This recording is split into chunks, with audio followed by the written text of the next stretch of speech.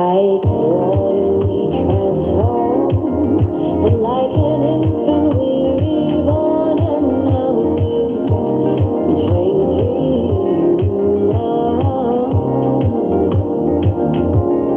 Like the sun up in the sky, keeping us alive,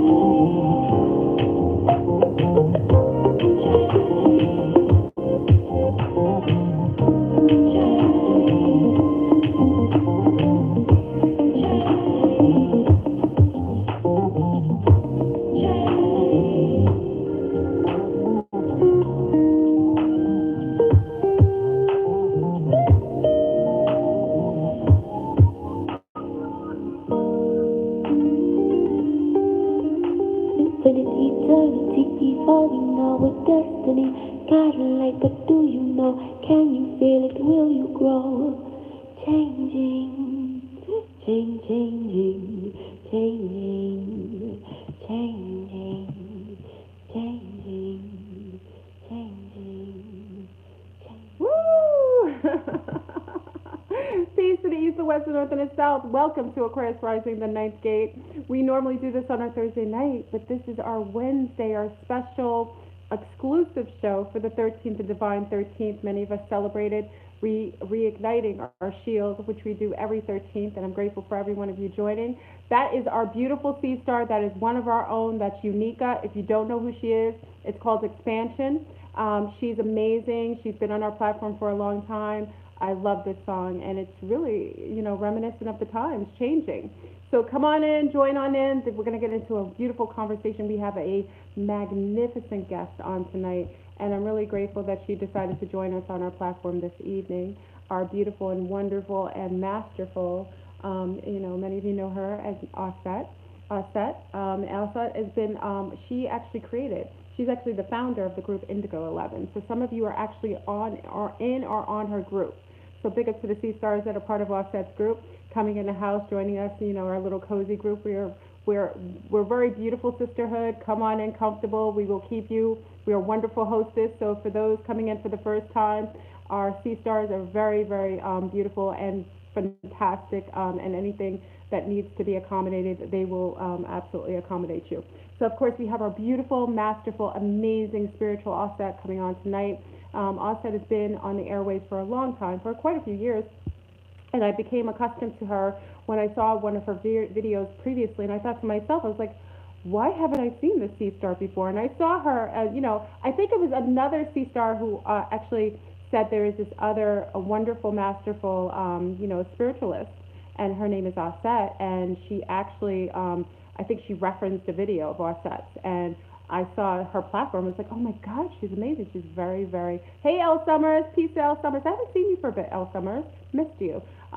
She's amazing. Her consciousness is very, very reminiscent of that of the Kemetic goddesses that coexisted at the time. And I'll talk to Auset tonight. I have lots of questions for our beautiful Auset, and also I want to ask her about shapeshifting, because one time I saw Auset, and I didn't tell her yet, but she's probably on here already. But I saw her one time. And I said to the group, I saw her look like almost like a beautiful silver cylinder being, like shapeshift into a beautiful silver being. And I was like, I don't know what she is. Like, is she from Kemetic times? It's like she one of the ancients that came online in a, in a more astute avatar for this time. So she's probably, cloaking herself as a humanoid. You know how my whole mindset. So I'm gonna ask her family. I wonder if she'll be okay answering that question. I'm gonna ask her beautiful Auset if she's actually one of the beautiful changelings that comes from the Kemetic times. Is she actually from the galactic? Is she from one of the galactic Sirius, from the Sirius star system, and she's come here to enlighten those who obviously need some enlightening conversation. Anyway, so she's joining us this evening. So let's get into the conversation. We're going to join in. Let's kick it off. I'm on YouTube tonight. This is a treat. Normally, we have a closed platform for this evening, and we've opened it up to our wonderful family here on YouTube. So you know how we kick it off with our region, with our ley lines. We always like to interconnect with our ley lines so that we can create a protective grid. And it's wonderful to see where everybody comes from and also how we interconnect with one another consciously, regardless of region. So let's kick it off. You know what you do. Kick off your region. I'll kick it off first. I'm in Orlando, Florida.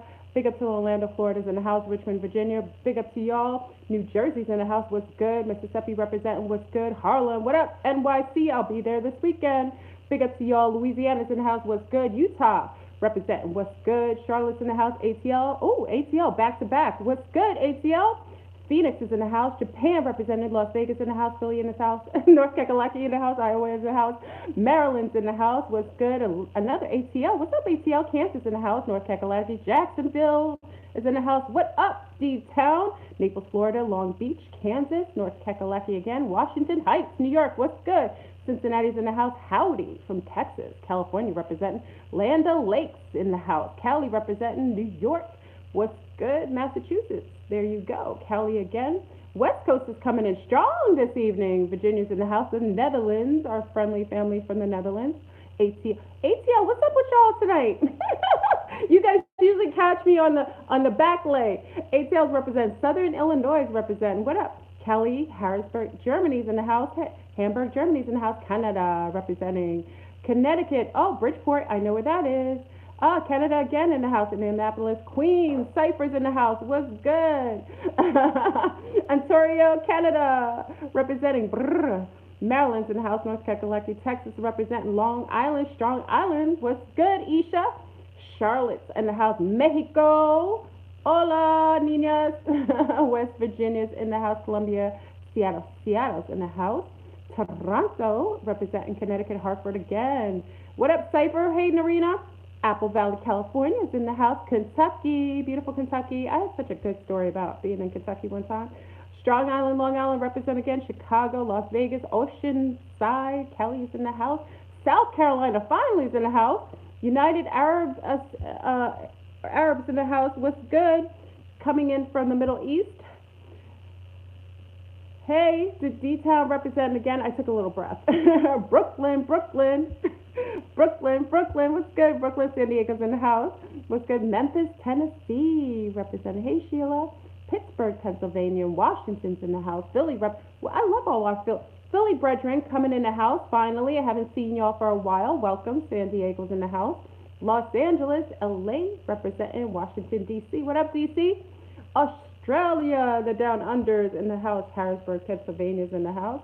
Chattanooga, Tennessee, representing. What's good? Providence, Naples, Oklahoma, Junkers. New York is in the house.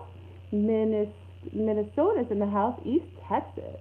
Hey, Lynn, coming up from Seattle, the greater Seattle. ATL. What up, ATL? I'm feeling y'all tonight. I need a song for you guys. Houston, Texas, representing.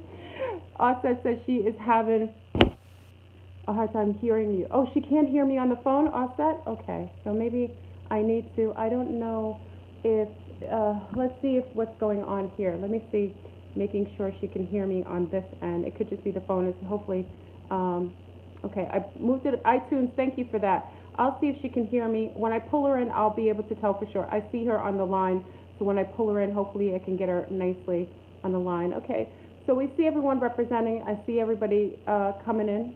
Audios. Listen, family. Whatever's going on today, we've got FB is down, Facebook is down.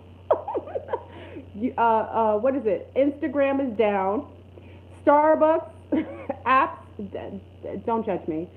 Starbucks was down. Today I went to, what else did I go to? Somebody else's all the technology. Listen, I am grateful for grid outage because it allows for our consciousness to expand past the grid. That grid and Mercury retrograde doesn't really help out because Mercury retrograde allots for this type of insidiousness technologically. Phoenix is in the house. Okay, so everything's clear over there. Yeah, so a lot of the technological glitches are to be, I don't like to give a pass for Mercury retrograde because it doesn't always show up the same way, but it is showing up today. And also we did our masterful, wonderful, we redid our shield today, which I always feel is helpful in disallowing for any sort of hampering, especially I added something new to our shield, so it disallows for tethering and imprisonment. So the grid is an imprisonment. So maybe we broke down the grid by doing our shields. Listen, I'm okay as long as you have some spades, some card game. As long as you have a deck of cards, some dominoes, some wonderful fruit snacks, good company, and some flashlights, you guys are all good in the hood. I don't know, let the others have their interesting feeling about the grid going down. This isn't our strife, that's theirs. They created the grid, so they came up with the grid, and they'll go down with the grid. So be it. So anyway, family, we have a lot going on right now. I'm kind of just going to touch base with everyone, and then I'm going to bring our wonderful Auset in. We're on the precipice of a change. We have a lot going on globally, especially Venezuela. Big up to my Venezuelan family in the house. I want to send a lot of love and protection to our family located in Venezuela and in South America. Now, many of you don't know that I was supposed to fly out. Some of you knew already I was supposed to fly out to Brazil tomorrow night. Because of what's going on now, they had to pull my ticket. So I'm a little bummed because a few of you knew I was going to go to Brazil and go hang out with some friends over in Brazil. Big up to Brazil, who's in the house. But I will be going back again once things clear up. There's a lot of insidiousness going on in South America. They're having problems. There were a couple assassinations over there recently. And obviously, during Mercury retrograde, crashes and all kinds of craziness happens during this particular time. So, I'm sorry, I had to take a drink of water. So, that being said, I'm always in alignment with what is for me. So if something is telling me not to go somewhere or, something seemingly seems to pull me in another direction, I'm always okay to do that. The universe wants to service you for your highest and greatest good, and I accept that. Oh, so loud. Excuse me, I'm coughing in your ear. So, excuse me, family. So, anyway, we have a lot of turbulence going on in Venezuela. I'm sorry, I've got incense burning. It's all in my grill. I'm making it hard to breathe. We have a lot going on in South America right now. And again, I want to send my highest and greatest condolences for the children that were assassinated in a Brazilian school today. I'm very, every time we do the shield, it almost seems like they do something to counter it. So sending a lot of love, rest and power to those beautiful beings that transitioned today due to something more sinister than I feel was necessary. So we're sending a lot of love and high vibrations to the families over in Venezuela and Brazil. Okay, so there's a lot going on there. And what else do we have? We have a couple things. We have a couple things going on here, insidiously going on. There's a lot of what I consider to be turbulence in the YouTube world and the social media world. And this is where I really want to get Auset's take on a lot of the turbulence that I find going on in the matrix on social media. I find it to be a big distraction. I feel like it's purposefully being put out here with all of the banter about, about R. Kelly, Michael Jackson, with Oprah, with Gayle King, with, who else was brought under the mix? They're bringing up Aaliyah, so we can talk about the symbolism with Aaliyah, why it's being brought up around the time where we're having a big shift. Why is her name coming, why is that frequency of Aaliyah coming back in? We're going to talk about a couple of things like that. Talk about the 5G. I know, Auset, one thing I listened to the last video, one of the more the more recent videos of Auset, and that I definitely, once I listened to this video, I was like, I have to talk to her. She had a very interesting take on 5G. We talked about 5G before. I kind of want to get into that concept and ask her questions and how she feels this technology is being utilized and what she feels is the ultimate, the motivation of the basic, those beings who are running the matrix. What is it that these beings are doing in bringing in 5G? We talked about this, we discussed my concept of it, and she also brought up something that I found was interesting. And when we did our last timeline jump, which many of you joined me, big up to those who joined on the timeline jump. This is what I think it was our third timeline jump. This one changed everything. I mean, I really appreciate, personally, I like this timeline that we're in. It has a little bit of its own differences, but I found it to be very fascinating that this timeline that we jumped in, I found it to be more cohesive as far as the divine feminine. I found that even with the small changes and even with something that happened to me personally, I still find it to be more cohesive than where we came from before. That's just my observation. But when we jumped timelines, I hadn't ever heard about the dark web until I heard Auset mention it. And then I think I asked Cypher or I asked everyone on IG, did they ever hear of the dark web? I hadn't heard of it. In my timeline, I've never heard that term before. And in this timeline, apparently, a lot of beings are showing up like they did a time jump from the dark web onto our web, because I've never seen some of the things showing up on social media right now is really interesting in that it's showing up in a way that's a little more insidious than when we're accustomed to, at least myself and quite a few of you. And yes, Fleur. Okay, we spoke about the dark web in your video on Cypher.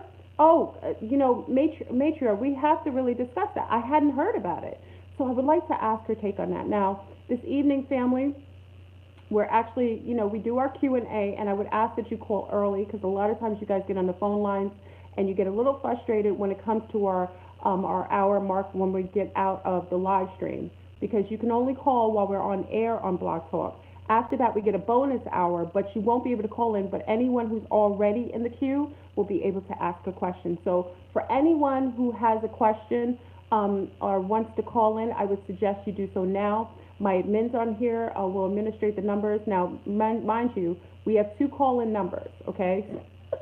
We had one that we've been using for years, and another one when we did the time jump, we got another number. So you can call either. The first number to call in for tonight's show is 515-605-9881. Again, 515. Thank you, Jennifer. 515-605-9881. Jennifer put it in the queue for those who want to call in. Also, we have a second number that you can also call in, and it is 646-787-8311. Again, 646-787-8311. Now, if you're calling in, remember to push the number 1 so that I know if you have a question or a comment. By all means, I want to know that I'm picking up the proper calls. So call in early so that I don't have, I want to make sure that I'm calling in, that I'm making sure I'm getting everybody, I'm trying to get to everybody in the queue, because I know that, and I'm seeing the phone lines filling up. So make sure you call in early, 515-605-9881, and then you have 646-787-8311. All right, family, so we have a lot of things to discuss tonight. We've got a wonderfully packed show of many different topics of discussion. Remember, this is like a free, basically this is like a free-for-all conversation. We have a wonderful guest. I'm really going to enjoy getting her take on a lot of the different types of frequencies that are showing up that are manifesting in various ways that some would deem to be either, depending on your level of, observation, positive or negative, or neither. And we can get into those concepts. I'd really like to delve into aspects of, I think she was going to talk about also, empty cedars, and we can get into kind of like the concept of, these vessels, she had mentioned activated empty vessels and mind hijacking, which we're feeling. I feel like possession is much more rampant than it was previously, and I feel like definitely the heightened amount of a drug and alcohol culture, which seemingly seems to be a normality in this time frame, is allowing for more demonic and incarnate and also great overlaid attachments. And because of that, we are starting to see beings show up in, highly sociopathic ways online, offline. You're starting to see very detached type of behaviors that are becoming more reminiscent of the average human pattern of behavioral pattern, which I find disconcerting. So we're going to get into those conversations. I'm really excited. So let me get prepared. Everyone get ready. You know how to get your water ready, get your snacks ready. It's going to be a beautiful conversation. And I just want to connect everything so we can have Auset come on with us. Give me one moment, family. Okay. I see people calling in. Again, if you have questions, make sure you push the number 1 so that I know that if you're calling in the queue, that you push the number 1 so that if you have your question, I know to pick up on your call. Okay? So let me pull in Auset. Auset, I see you online. Hopefully you'll be able to hear me. I know you were having issues hearing me previously. And for those who are, let me give her a better introduction. This is Auset NTRU. She is absolutely one of the most amazing spiritualists. She's had a group inigo11 for a while. She was the founder of that. She's also a spiritual counselor. And again, if you're not aware or you're unaware of Auset, I would check out her YouTube. It's amazing, and just get a better bird's eye view of the shares and her group shares. It's really expansive. They talk about on a number of topics, and I think we're this will be beautiful to have this conversation tonight with another C-star who is highly knowledgeable in a lot of the things we discuss daily. So let's bring on Auset. Let's see if I can get her on. Auset, are you in the house?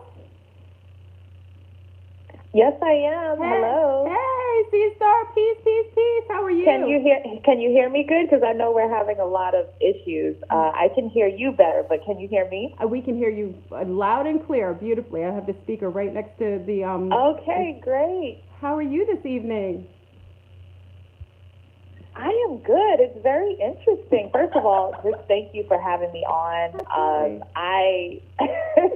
We've had so many people just kind of coming in between us in messaging saying you guys need to have conversation. Yes. And I'm so glad that it was done, and it's no coincidence that we are in this 13th frequency doing this. So right on with that for a second. Absolutely. And it's interesting because everything is relative, because I was supposed to travel tomorrow, and that's why I made the show for today, and it just happened to be the 13th, but everything is relative.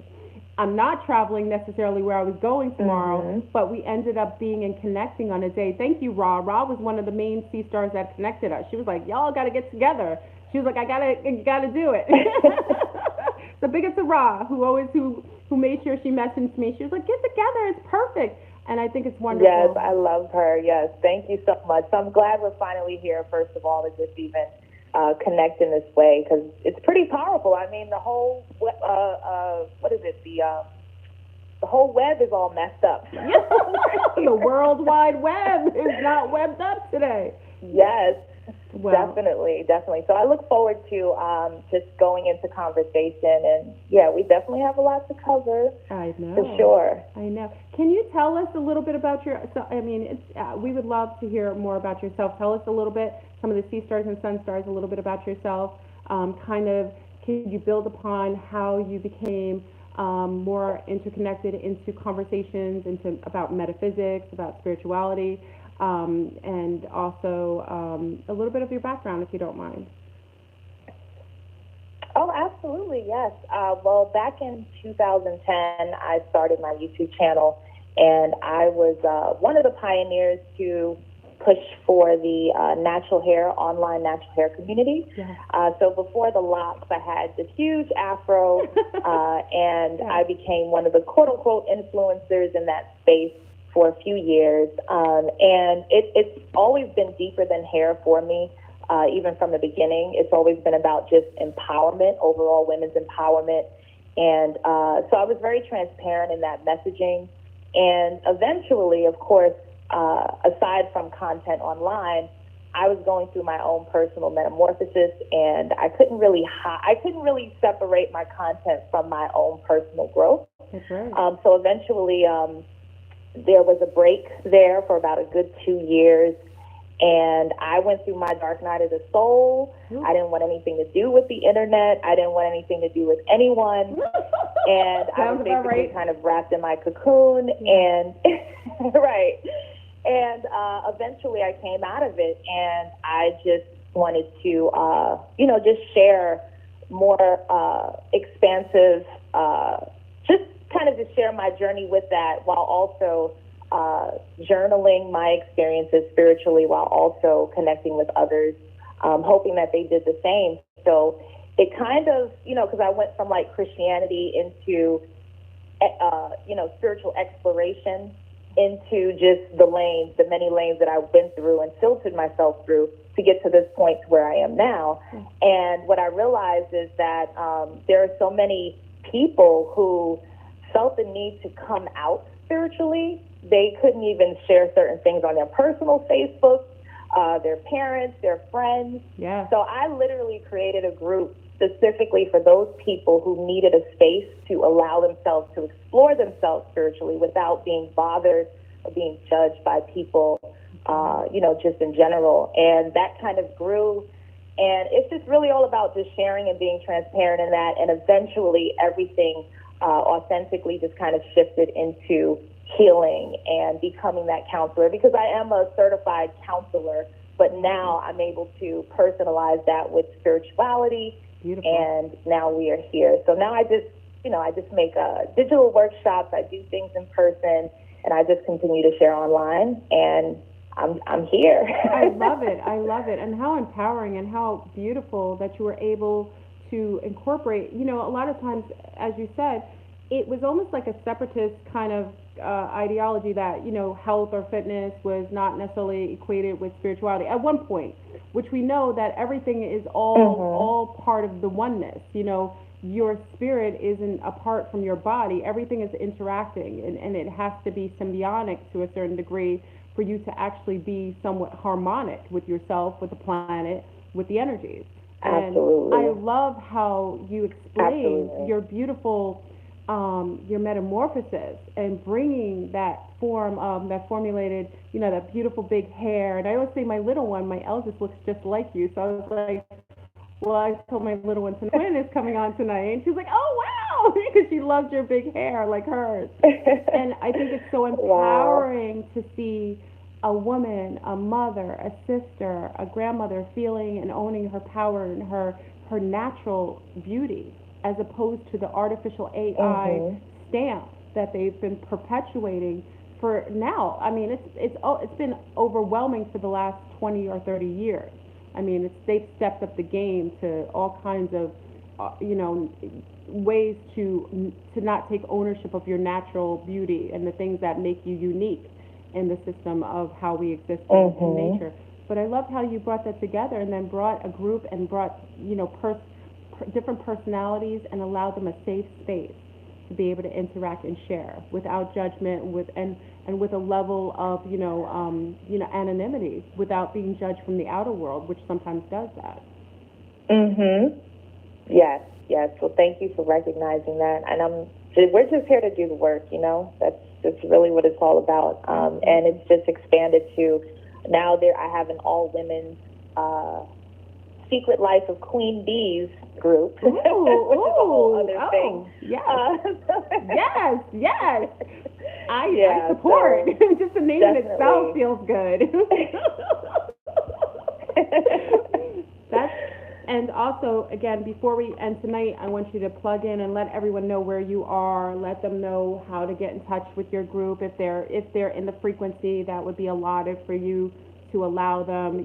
I would say, we should always have people of similar or like frequencies, because it allows for much more cohesion, better cohesion, and better, it's not that everyone's at their different level of spiritual evolution, but it takes us a while to get to certain points of reference. And I think, you know, if they match you and they, you know, they have the vibe, then they should be able to join your tribe. Right, exactly. So listen, you had me so fast. I'm okay. You know how I'm a sidebar. I'm gonna try to keep focused. Okay.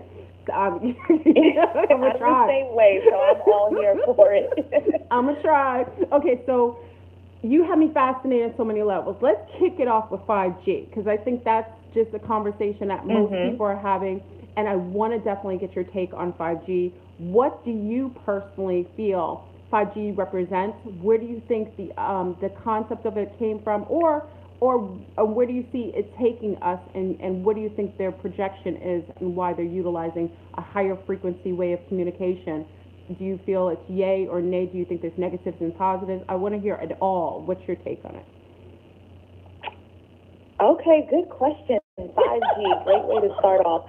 First off, before we even get to 5G, if you don't mind, I do want to talk about time for a moment. And it's interesting because I made a YouTube video, and I think I made it private because I was just like, I don't know about all this. You know how sometimes you go way too deep in conversation and you're like, maybe this wasn't for YouTube. That is true. That is true. People caught it when they caught it. Right.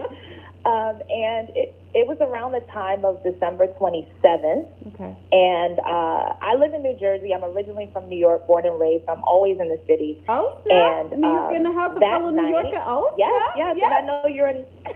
Yes, fellow native New Yorker.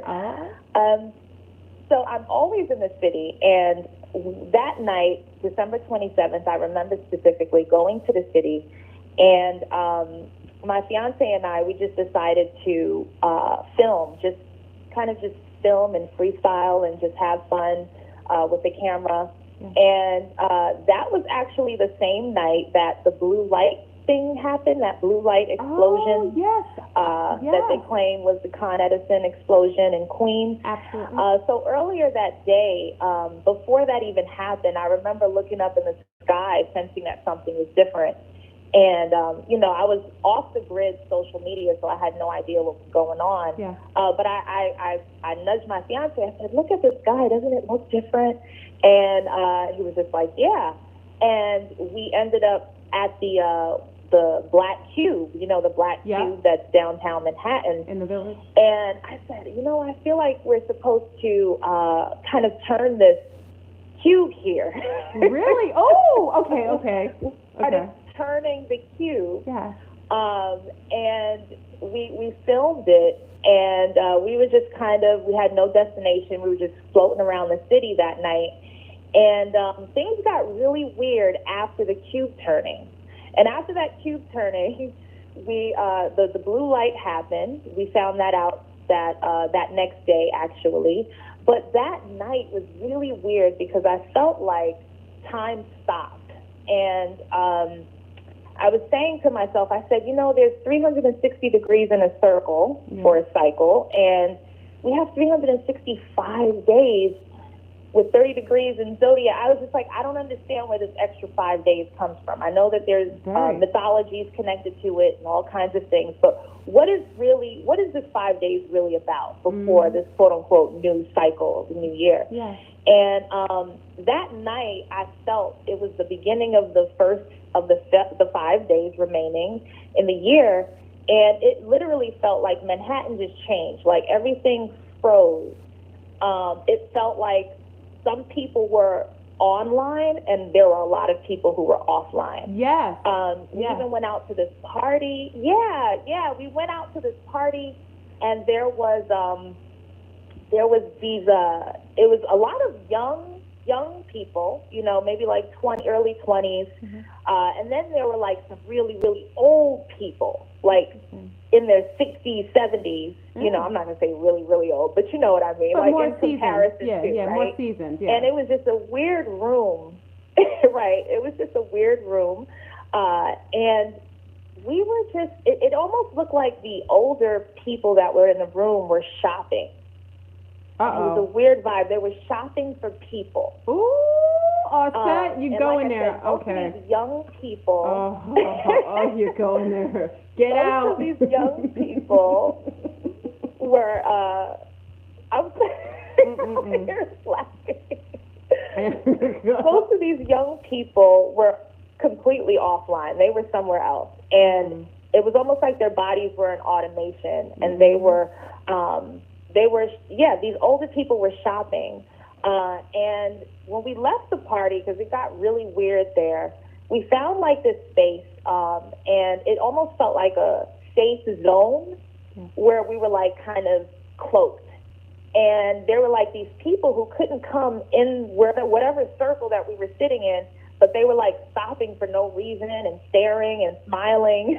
And it was just so odd. So I remember saying to myself, I said, before I even get to that point, we also went into Starbucks, which got really weird because there was, it felt like people were in there, but they were, again, these visitors that were just wearing human suits. Yes, that's the hub. And that's the hub. They were, yes. And I even remember seeing this family where they were they were doing a cheers to the coffee. And it was a little extra. And I said, it's almost like they're in Starbucks for the very first time. Like, what's going on here? It was like 11 p.m. So I said to myself, intuitively, I felt like time stopped. And you know how when we watch shows like Westworld, and we're familiar with the concept of theme parks and these spaces that they create for other beings to play, while these beings who live in the park think that this is their world, this is their life, this is their reality. They don't understand that their world is being utilized as a theme park. Yeah, that's what it felt like. So it felt like during the last 5 days of this past New Year into the first, it felt like these, I guess, quote unquote, wealthy or other beings or elite or whoever they were to kind of pay for coming into our space for this time. Specifically, it's almost like they came in to test the theme park out before it opened. Ooh, that's what it felt like. That was like the feeling. Like, yeah, they came to preview the park. Wow. That's what Manhattan felt like for that whole night. So I said, I feel like all of the, you know how in the DC comics where there's like the guy who moves as fast as light or something, faster than the speed of light. I don't know his name, I forgot. But it's almost like he moves so fast that it looks like everything is frozen. Yes, the time looks like it felt like whoever was online was that guy. Like they were able to move through the crowd while everyone seemed to stop, but they're just moving at a slower rate, while the people online were moving a bit faster. So they were able to, I felt like the last 5 days was basically these elites putting their pieces or positioning themselves to be in certain spaces before the theme park opened and before time started again. So you know how you can like move bullets out of the way so that you don't get shot because you're faster than the regular time, speed, and things like that. So I felt like there was a lot of that going on. This is wanted amazing. to bring that in. This is amazing. I don't know what your take on that is. Oh, I think you hit on something that is very interesting in that there was a concept a couple years ago. It was a woman, it was a news channel, it was like a UFO channel that used to bring in intel about different ships or things coming in. You know, some of the things were a little out there, but there were some tangible, tangible stories that I felt always stuck and held true to what was going on. And what you just stated about the 5 days is interesting. It's interesting because a lot of us, and I say us, were in New York City that exact weekend where that blue light. I don't know if you realize, a lot of YouTubers that are on YouTube were in New York. We had 5D, and 5D was in New York. I was in New York. A lot of us weren't even online that much that weekend. That week, I was there for 3 weeks. You were there, a couple other people from YouTube on the other side were there. It was weird how a lot of people came to New York that week, that week where the blue light happened. I think that's a little relative. the fact that you're examining something and observing the 5 days makes me think of a story that this woman talked about on this UFO show 10 years ago, roughly 10 years ago. I can't remember exactly. And she stated that every 5 years, ETs would come here from different sects of, different sects of where they coexist, and they come here to shop. But when you said shop, but they used to come here for food, for shopping like a grocery store. So it was a little disturbing at the time hearing this, because my consciousness wasn't to the point where I could really fully acknowledge or even take on the concept that we were being used as not only energetic food, but that we were actually utilized as flesh food like how we utilize cattle. Like we basically raise cattle in order to consume them. And she brought that up. Now, when you said the 5 days, which is weird because at 5, I always think, I look at things from a distance at 5. That's interesting. You said 5 days and 5 years. And then you talked about the slowing of time, because remember, their concept in other galaxies and their concept of time is totally different. And how their span of time is perceived by us is different. Meaning that 5 days could be 5 years. It could be 50 years, depending on what consciousness and what level of ET we're talking about, or interterrestrial or extraterrestrial. That's interesting that you saw that, and you utilized the word shopping, which is really, really, really important. You said that, and that sticks in my mind when she said every 5 years they go grocery shopping here for humans.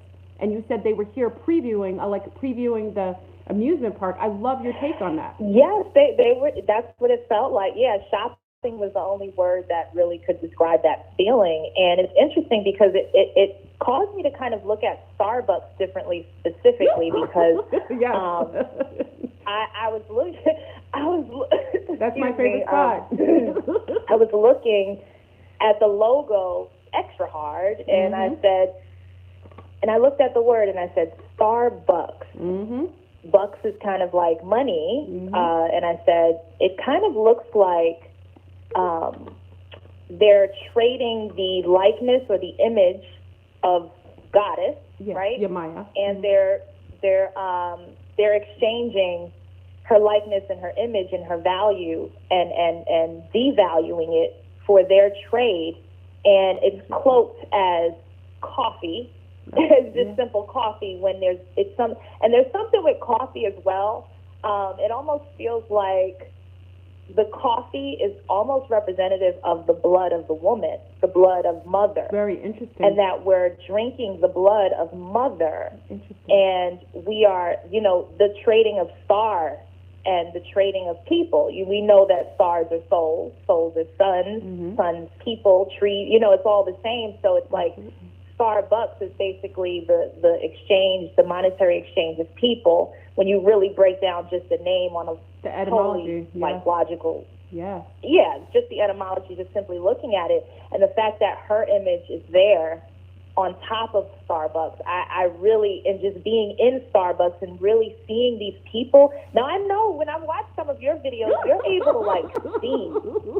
I feel mostly, and I'm just like, they don't feel right. They feel like a different being. But you've seen. I've never really seen in that way that you described that you see. But I think if you were in that Starbucks that night, you probably would have seen a lot. So it was like they were cheersing to the blood of mother, basically, when I was in that Starbucks that night. That's deep. And, Starbucks I know to be a hub. Yeah. It's the hub of ET groups.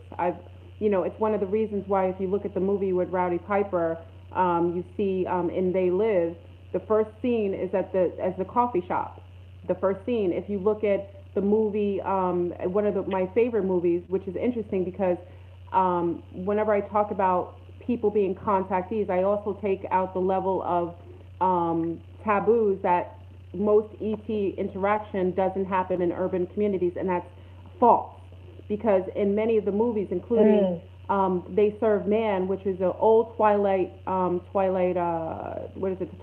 movie, To Serve Man, when they talk about the concept you're talking about now, actually, they came here exchanging technology, saying they were come here to, help humanity, and then find out before they left, they were basically putting humans on a menu, okay, before, and taking them to a planet. Right. They weren't taking them, they're taking them as a resource, as a food resource. But the starting of the movie starts off in Newark, New Jersey, and it also has a picture of a coffee shop.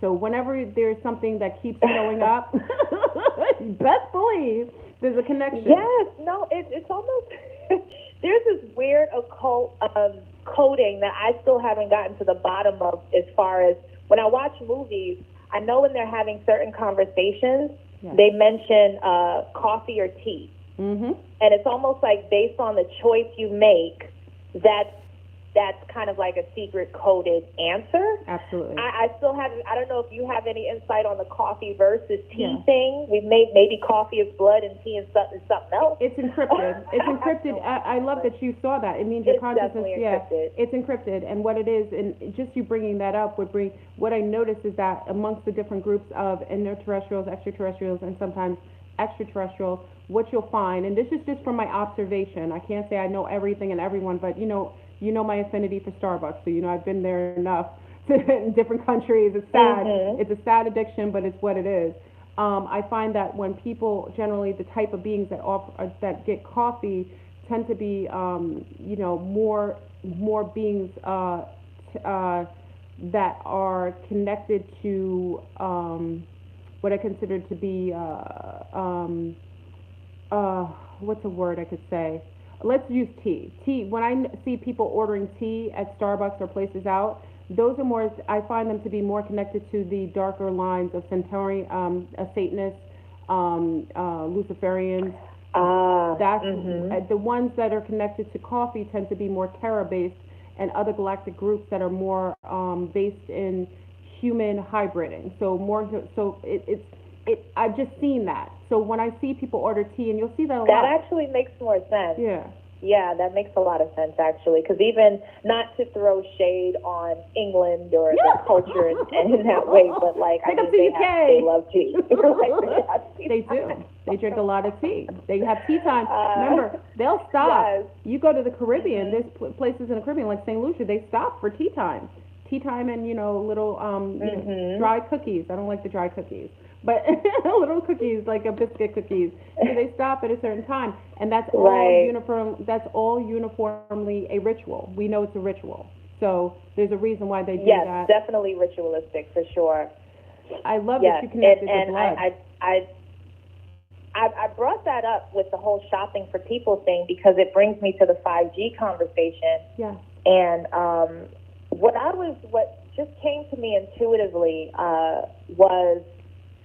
Well, first off, I do want to say that, again, I feel like we're in sync, me and you. Yeah. Even we have to be family. Like, we just, because there's no way. I went to the city. It was the day before Chinese New Year, and I felt that there was going to be an EMP attack. And I wrote it in my notes just so that I can have proof to myself. Yes. And I screenshotted it just so I just wanted to prove to myself that That's I know this is going to be something. And that day, we went to the city again. It was super weird once again. And long story short, I come home and you actually are live talking about the EMP. Oh, so, snap. And so I'm just like, okay, so we're on the way. Yes, we are. Yes. So I feel like there's a lot of testing going on with frequency just in general. Absolutely. A lot of experiments. I even think a lot of the social media shutdowns are human experiments, just to figure out, just to kind of see what we're going to do in certain situations and how dependent we are on these platforms, because Facebook shuts down, Instagram shuts down, so everyone, just like cattle, kind of runs over to Twitter and complains about the shutdown. You know what I mean? Like, how dependent are these humans on what we have on frequency? How much do they need us? Absolutely. Even kind of testing out the quote unquote conscious community. How much are these quote unquote conscious people really about that life? Do we really need to be scared, or are they just kind of, it's just an experiment. Absolutely. So many experiments, even the 10-year challenge, I saw as like a human experiment. It's Oh, what the pictures? when Taking Instagram, pictures? The pictures of 10 years later? yes. Okay. It was, that was definitely a human experiment. I agree. Also, the shoes, the color experiment with the dresses. That's another freaky one. Yes, I brought that up. The sound, the frequency. So we go through many different experiments because they have to, of course, update their algorithms for predictions. So right. With the 5G situation, first off, I kind of see this as because consciousness in itself is raising in frequency, just automatically, collectively, there are a lot of people waking up. But just because you are woke, you can still get lost, in that being woke. When you awaken, now you're eager, and now you're more curious, and now there are more traps. I agree. More refined traps. You're raising your frequency. Yes. Yeah, so when you're raising your frequency, you're eating clean, you're doing all the quote-unquote right things to make sure you get right. There's an upgrade that needs to happen in frequency in order to still capture this person. That's right.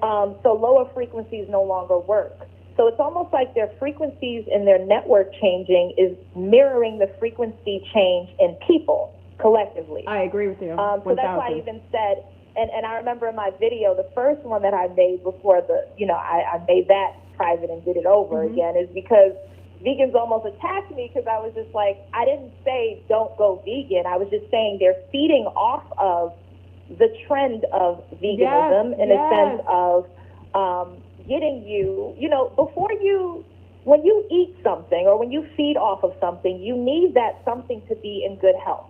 That's right. You want healthy food for you, right? Yes, absolutely. So, of course, you kind of fatten up your stock or you get them healthy. So I almost feel like they're preparing us. And we can talk about they. I know we say they a lot, but it's just like, who are they, right? You okay saying that because there's a lot of theys.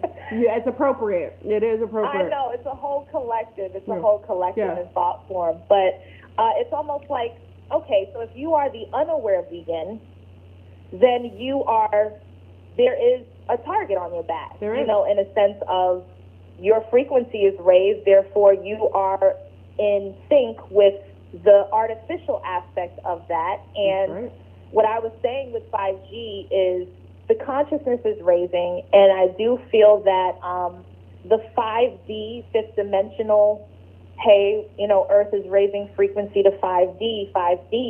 I almost feel like that's a part of the 5G agenda, in a sense, as far as the messaging, the mixed messages of what of course, there's a fifth dimensional aspect of us. But I feel like, again, these terms are being used specifically to gear us at a point of making us, tricking us into the artificial aspect of what we're really naturally looking for and yearning for, or yearning to get that connection back online. But we're at a fork in the road, and we have 5G and 5D. And it's just like, okay, they're both mirroring each other. They both kind of feel the same as far as forward movement and progression and expansion. Things get much easier with the 5G network. I mean, we can have better virtual experiences and so on. So it feels better, just like 5D feels better. It's an easier experience within the 3D realm with a wider perspective. So I just feel like there's a lot of, it's just netting, like fishing with a net, basically. It's just like, okay, we have all this group kind of looking for 5D and ascension, so we're just going to scoop them up into 5G because they're not necessarily aware of the darker aspect of it. Yeah. And that's why I always say I can't get with the whole love and light only movement. It's just like, you got to be familiar with the darkness. You're not talking about Yoga Tom, are you? So that you can see. She brought up Yoga Tom doing yoga all day, eating fruit and vegetables, that when the apocalypse knocks on his door, he doesn't know how to deal with it. I'm sorry, Tom. Exactly. Yeah. So it's like, let's be real about just the darker aspects without being fearful of it. Absolutely. And to me, that's where sovereignty comes from. That's where, just self-empowerment and understanding who you are and your ability to transcend all of these things. But it still doesn't take away the fact that, it's important to see these things first. A lot of people, they just want to stick their heads in the sand like ostriches. Wow. Because it's scary. So it's just like, you're fear-mongering by talking about all of these things. But no, you can have a sense of awareness and knowingness of what's happening. And you can also tap into your power to transcend what is happening. Thank you. And most people are not doing that simultaneously. They're just focused on either one, or none. One or none. Yes, because that's a compartmentalized mind state, only being able to focus in one arena and not really bringing and fielding all aspects of self, because dark and light have to coexist. You wouldn't know light had you not been in the dark. So it's purposefully done to propagate a sense of separatism, because it's a form of, it's again dualistic projections, one extreme right, one extreme left. Right. Yeah, we're really meant to be somewhere. Yeah, they're making you choose a side, basically. Yeah. Yeah. Political, Democrat, Republican. We're multidimensional. We don't have to choose any side. We're everything. If you're everything. You encompass light and dark. You encompass light and everything as above, so with as above, so below. As within, so without. We're everything. So if you exclude if you're exclusive to one ideology, then you are definitely disallowing any gems from the other side. So I totally agree with you 1,000%. 1,000. Yeah, so I thank you for that, and I feel like more and more people are waking up to that because they're getting tired of being one-dimensional in their growth. Yeah. If you're genuinely growing, you're going to realize that this is still limited. If you're just loving light, and then there's like your shadow who still exists, and your shadow's like, hey, I need some attention. Can we talk over here? And you're like stuffing your shadow in the closet, as I like to say, and your closet. Now your closet becomes haunted. Now there's the demon because you created the demon. Absolutely. Because you told her that she doesn't exist. You don't want to deal with her. So she is a very real aspect, a real part of you. Absolutely. So, it's not just about ascending, it's really about expanding, which goes up, down, and all around. Yeah. So I'm not really for the hey, we're ascending, because I don't want to just shoot straight up. That's just me personally. I don't want to shoot straight up. Why do we think up is the only direction also? Yeah, because if we're pulling back to 0 point, you would understand that actually below can be heaven. The concept of heaven being above is something I think that came with a colonized state of being, a colonized mindset that was purposefully telling people to look in only one direction, so it would disallow them from gaining gems from the other direction, because they're so busy looking up that they don't really... Exactly. Yeah. You're supposed to be grounded. You're supposed to walk without socks and then you topple over. Yeah, absolutely. Right. Because you can't see the leaning tower or Tower of Pisa, you end up toppling over with a weak foundation. So, there's just a lot of sub-agendas out there that are not, they're pretty weak, but for the most part, there are a lot of people falling for some of these obvious traps. Well, I definitely think I think you're agreed, and also we got to take in consideration with a lot of Project Looking Glass and a lot of these preamp programs, governmental programs, PSYOP programs that were created to see future timelines. They preempted our awakening, and they have, like you said, every level of trap to catch us at the higher level that we ascend or descend to, depending on your perspective. So just like you have in the conscious community, most of the conscious community is set up with agents that were preempted, set up and positioned in a proper placement so that they would catch the newly enlightened brown community in positions and disallow them from raising their frequency any longer, because they end up becoming stuck in a thought pattern, in a behavior pattern that's unhealthy. Yeah. Absolutely. And I know when I did the 5G video, I was talking about how now, with the 5G, there's a slowly but surely, there's basically a download and upload, or an upload happening with the mind on top of that. So So before I get into that, I wanted to know if it was okay if I shared a story of Earth, in a sense, with your audience. Of course. Yes, because I went into a really, really deep meditation, and I shared this with my group, but I'm starting to retrieve memories from her story, from basically prehistoric times, and all of the stuff that was just kind of left out or burned. All of those memories are coming back, and I'm still in practice of really trusting what I'm getting into, and it resonates really deeply. And I definitely wanted to share this, especially with us being here on the 13th, and that whole divine femininity and all that. So I really wanted to share at least my perspective and what resonates in my truth with, of course, just what's coming to be. I just wanted to share that with your audience. If it resonates, it resonates. If it doesn't, it doesn't. It's probably not your story. But I just wanted to share it either way. Okay. I love it. Okay. And I feel like it would make more sense for the whole 5G as to why because a lot of people are like, well, why? Why are they uploading consciousness and downloading it into another copied Earth realm? Like, what's the point? Why are they doing this? And I feel like this story gets to the why. Okay, so I have my notes in front of me, so I'll probably be reading a little bit. Of course. I'm excited. Okay, so during the fall of many civilizations, the groups and civilizations, I mean, like, Lemurians, we talked about Atlantis, and I know there are many timelines with that, but just in general, there were many other civilizations that fell during those timelines. So during the fall of many civilizations, there was a group or a collective group of beings who actually caused this and did this on purpose in order to introduce their new technology.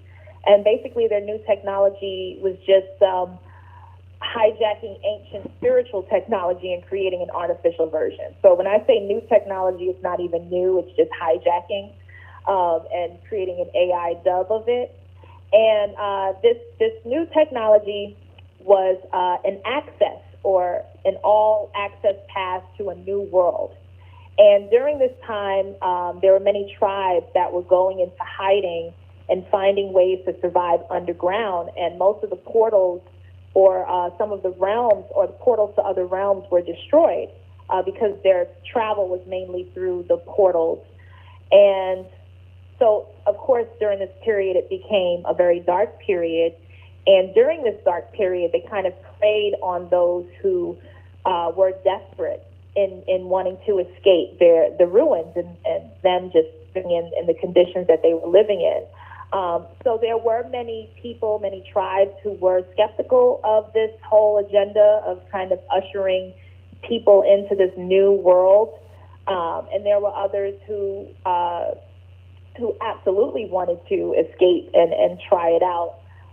So because most people were completely unhappy with their living conditions.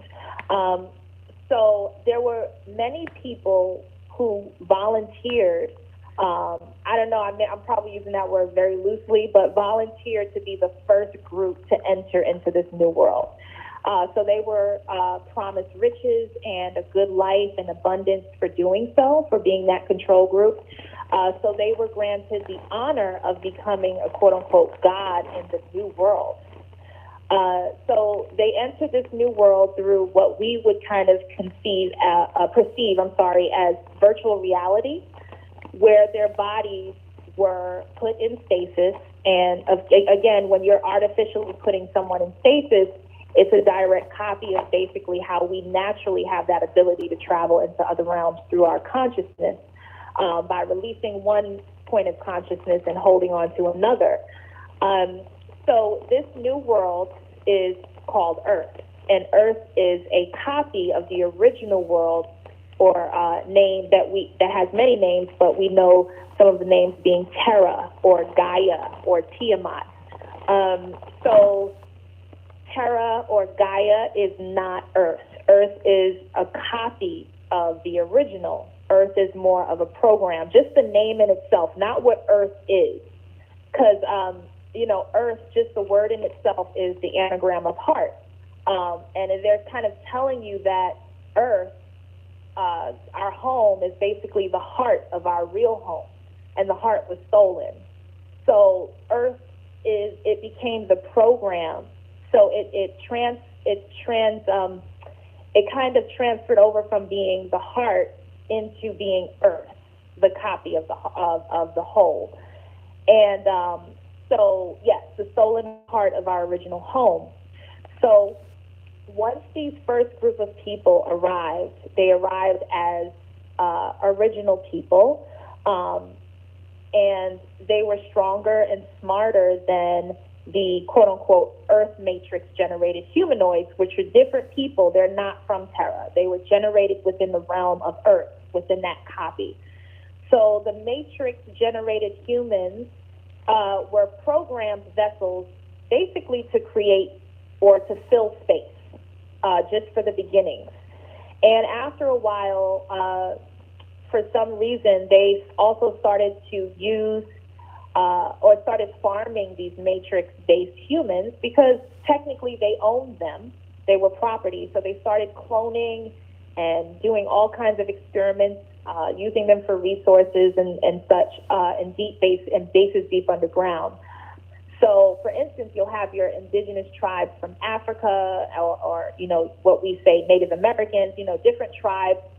But the people who were generated as a program in the original or they were the first matrix generated being. So when we say, who was the original human, it's almost like, yes, a lot of the indigenous peoples were the original human, not only from Terra, but also even from the groundwork of beings in the copy of Earth. So the leaders of these tribes were people from Terra. So these people were usually the shamans or the teachers of these groups, since they were a bit more advanced. So we just have a mix of people from Earth who were literally originated from that system, and a mix of quote-unquote gods, shamans, teachers, master builders, alchemists, and they were all the originals from Terra who volunteered to come and oversee and experience this world with these Earth Matrix-generated beings. So it was just a mixture. So after many cycles, the originals from Terra, of course, eventually died on Earth, and they woke up on Terra. And over time, they shared their experiences with other Terrans, and before you knew it, through word of mouth, they became like the new influencers, I guess. They convinced more and more people from Terra to go into or enter into this new world called Earth. So this is how they were able to capture or cattle a mass majority of souls from Terra into the Earth program. It was that first group that just came back kind of bragging, okay, so in this world, I'm a god. In this world, we have this. In this world, we have that. So now this creates a mass exodus with more people buying into transferring into this new world. And over time, this exodus separated many families and tribes, and it caused wars on Terra between the different groups because some were against this and some were not. And over a period of many years, during this mass exodus, there became a point where the creators of Earth, the new world, the copies, they reached the capacity or their desired amount of souls who are now all inserted into Earth. And at this point, the controllers shut down the only best word I can come up with is the generator, which created a gap and a broken time loop between Terra and Earth. So now everyone in the new world, in Earth, they could not return back to Terra after death like before.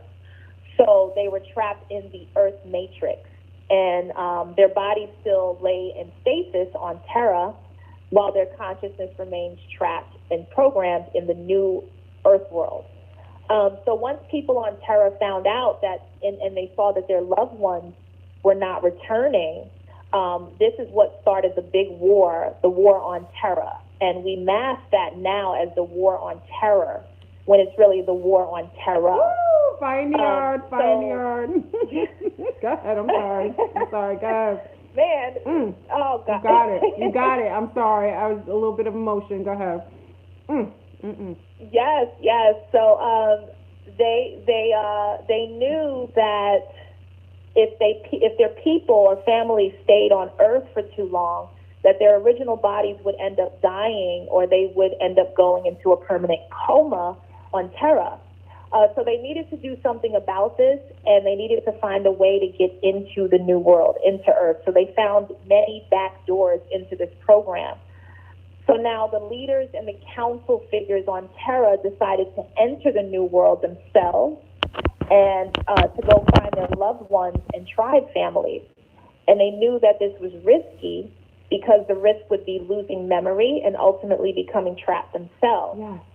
So now they knew their fellow Terran people needed to, they needed assistance in this mission. So because this technology of just simple programming within the DNA was not far off at all, because back in these ancient times, they were extremely advanced. It's almost like the back in the ancient times is more futuristic for us from our perspective.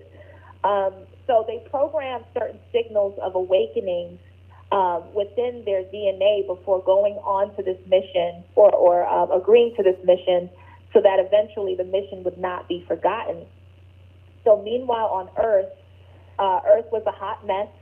There were gods ruling over people. Slavery became normal. There were many wars, and those who now died in the Earth program, who were Terra originals, they got their souls recycled back into the loop of time, never finding their way back to Terra.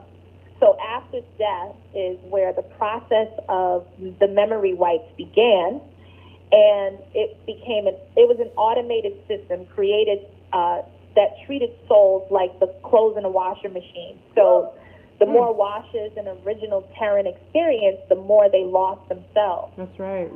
So meanwhile, original Matrix beings, some of the indigenous peoples of Earth, knew they learned this system. They learned about this truth because they were initiated into the truth. So this was the birth of secret societies. It was basically Earth Matrix original humans now making pacts in exchange for knowledge with the quote-unquote gods, who were originally the Terrans, the first group of Terrans. So now that we have just an idea of what's happening between these two realms over time, the question is, why did this happen? And the purpose of this, basically what I saw in my meditation, was the controllers, or the quote-unquote creators of this technology, but I kind of take that away, and I wrote this down because it wasn't the creators of the technology that did this. It was the essence that came up from me that actually spearheaded the actual technology without the intention of trapping souls. The creator of this technology, or founder, I should say, is what came to me was the essence of Thoth, or Tahuti. His essence, who he is, he created the technology, so he gets thrown in as being a part of the crew. And what I've had my issues with this being called Thoth over time, because sometimes I trust him and sometimes I don't. Yep. And I'm like, I don't know what kind of history I personally have with this being. Yeah. So I don't know. He's a trickster, but he's not. I don't know. So this kind of opened my eyes as I allowed myself to receive this message, because it's almost like he came forward in this message to say, I want to clear my name. Right. I was not a part of this whole situation. This was not my intention. And it's almost like when you watch these movies, they always have two creators of a specific program. They always have an Enki-like person and an Enlil-like person. That's right. And there's always that the protagonist behind the whole mission, and then there's always the other one who's like the manipulator. He wants to take that creation and manipulate. So Absolutely. that's always the two characters kind of playing in many movies that show this. Absolutely. So Toth, the energy of Toth kind of showed me like he was a part of it, but he did not give the okay for his technology to be used in this way. So I guess I'm here to help clear his name in that. I love it. Only Only an so Auset can do that. You know that. Only an Auset can do that. You know, Wow. it's all relative. You know that. It's the energies and the frequencies. Only an Auset would have the ability to be able to do that. Be. Yes. Yes. Wow, I received that. Thank you. So the purpose of this was because the controllers or they wanted to literally rule a world. They wanted to know the secrets. The matriarchs were just authentically connected in a way that they just couldn't really get with. So they knew they couldn't get away with that on Terra or any other organic bioform reality in that sense. So they created an Earth. Basically, Earth is just a code word for a copy of the original, and they created a lower level, limited version of Terra instead. And what was the drive behind this? It was jealousy of the power of the matriarch. They hated the Terran women. That's right. And yet they wanted to be them. Yeah, and it wasn't, and this is not a war against divine feminine and masculine, because there were many beautiful, like, masculine energies who understood the order, the natural order of just how things flow. That's They honored and respected the role of what the divine feminine brings, and vice versa. Divine feminine, of course, honored the role of the divine masculine, and there was an order set there. Not saying that everything was perfect, but there was an understood order that was just natural. Yeah. And they couldn't really get with this program. I always compare it to like just when we talk about the honeybee, it's almost as if, we have the queen and we have the hive and the sisters and the daughters, and then we have the drones who do play a role, but they don't have stingers. They don't have the ability to pollinate. So because of this, it's almost like a drone bee. If you can imagine a drone bee saying, fuck the queen. Yes. I'm tired of this shit. I want to be king bee. So, and it's like, okay, so it's, again, that's not the natural order. That's not how it works. But you want to be king bee. Thank you. All right, so you create a kingdom now, but yet you don't have a stinger and you don't have the ability to collect pollen. You can't make a hive. You just don't have the tools to do that as a drone. So what do you have to do? You have to manipulate and infiltrate the actual hive, and you have to kidnap the queen. The queen, yes. To continue to breed the queen to have babes. At these worker bees, the honeybees, who the female bees can continue to work for the kingdom instead. I kind of look at it like that when I'm thinking of how this artificial patriarch kind of just came in and said, I'm going to disturb the whole system. Basically. This whole matriarch system is just not working for my ego. And absolutely. And let me, if I could just interject and hijack the system of the female. I love, Auset, you've got fire in the yard. I mean, you've got, like, if I had a bell for you right now, like if I had a sound effects, you'd have all of them. Because you're so, and what you hit on, and I'll let you go because I just have to add this, is you hit on the fact that they hijack the queen, they mimic everything about her, and they control every aspect of her being. In fashion industry, it's men who control women, it's gay men who control what women wear and what they don't wear, how they look and how they don't look. You have male cooks who delegate cooking and nourishment, which women used to do naturally. They've taken on all aspects of the female positions or overseeing females in their supposedly natural positions. I love it. Go ahead, Auset. You got me. I'm good. Go ahead. Good. Absolutely. I 100% agree.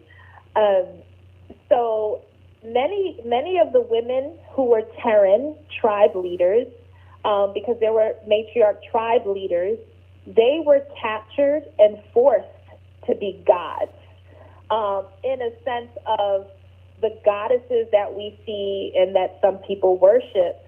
Now, they were kind of like, their powers, they were used, their likeness was basically being sold as a product. So, you have like the goddess Isis, and Shiva and all these guys. It's basically a costume for who they actually really are. And I was blown away when that came to me. I was like, whoa. So basically these women were captured in their power and forced to play basically goddesses on earth, to become products and pawns as a form of exchange for their energy, because they wanted people to worship these goddesses. That's right. And they needed to harvest the energy from these Terran women because their powers were naturally embedded in their DNA. So they needed to do this in order to experiment with DNA and breed hybrid beings into this new world to create specific bloodlines and for the many agendas. So it's all of this breeding and experimentation occurred at the center of this world called Earth, and this is what we call Eden. So as a result, many Terran women were raped, tortured, and forced into many things that were way beyond cruel. So some of these women actually gathered in secret and formed alliances or kind of like a resistance. And today we call them witches. But that's totally been flipped upside down. Of course. Witches are kind of known as dark and ugly and evil. Yeah. But no, these were the actual original matriarchs who were gathered together in secret to form that alliance and not lose their bond from Terra. Right. So they formed their covens from this. And there were other Terran women who were brought in as almost like house slaves. And they were more willing to do what the controllers wanted them to do, so they weren't witches. That's right. Which eventually caused them to turn them against their own sisters. So now we have the battle between the witches and the goddesses. Because there were just these women who refused to be goddesses. And they were just like, this is not who we are. This is not how we want to utilize our energies. We don't want to be worshipped. Like the nectar or nature or consciousness does not have the desire for worship. That's right. So the fact that they were used for that, they just couldn't deal with it. So eventually, of course, we have the story. And it's funny because I see this on Netflix with the whole Sabrina. Oh gosh, yes, Sabrina, the dark version of her, yes. Where a lot of people are misunderstanding, and it's funny that they gathered the 13 and everybody was scared as shit when the 13 were summoned, because those are the 13 original matriarchs. That's right. Who were burned at the stake who they were. Yes. And a lot of the remaining witches who just needed to survive, they joined in on that satanic side. Yeah. Because they literally had no choice. It's almost like the Christians, what the Christians did to the indigenous peoples for the most part. It's, hey, you either die or you turn into a Christian. Yeah. So they did this to the witches in a sense of saying you die or you join in our cult and we utilize your magic. That's right. So there are a lot of witches who are not tapped into their original power. They're still operating off of some of the satanic side of their manipulated energy. Which is Stockholm Stockholm So I feel like syndrome. there's a Stockholm syndrome. Same with and I feel like there's a rebalancing of that happening now, actually. So now this brings me to 5G. So I love it. So the present time, basically, we've been here on Earth for some time now, but most of us are originally from Terra, and we came to Earth to help our fellow Terrans remember who they are and where they come from, so that they can return to their bodies at death, at quote-unquote death here. But the controllers now have a new plan to stop this from happening. And they're trying to change timelines because this already was successful. Yes, it was. So it's like we're back in time in a sense. Yes. Yeah, so they're trying to manipulate the timelines to see what they can do to stop this mass exodus back home. Oh, so what they're doing is Wars. They're creating another world, which is the new Earth.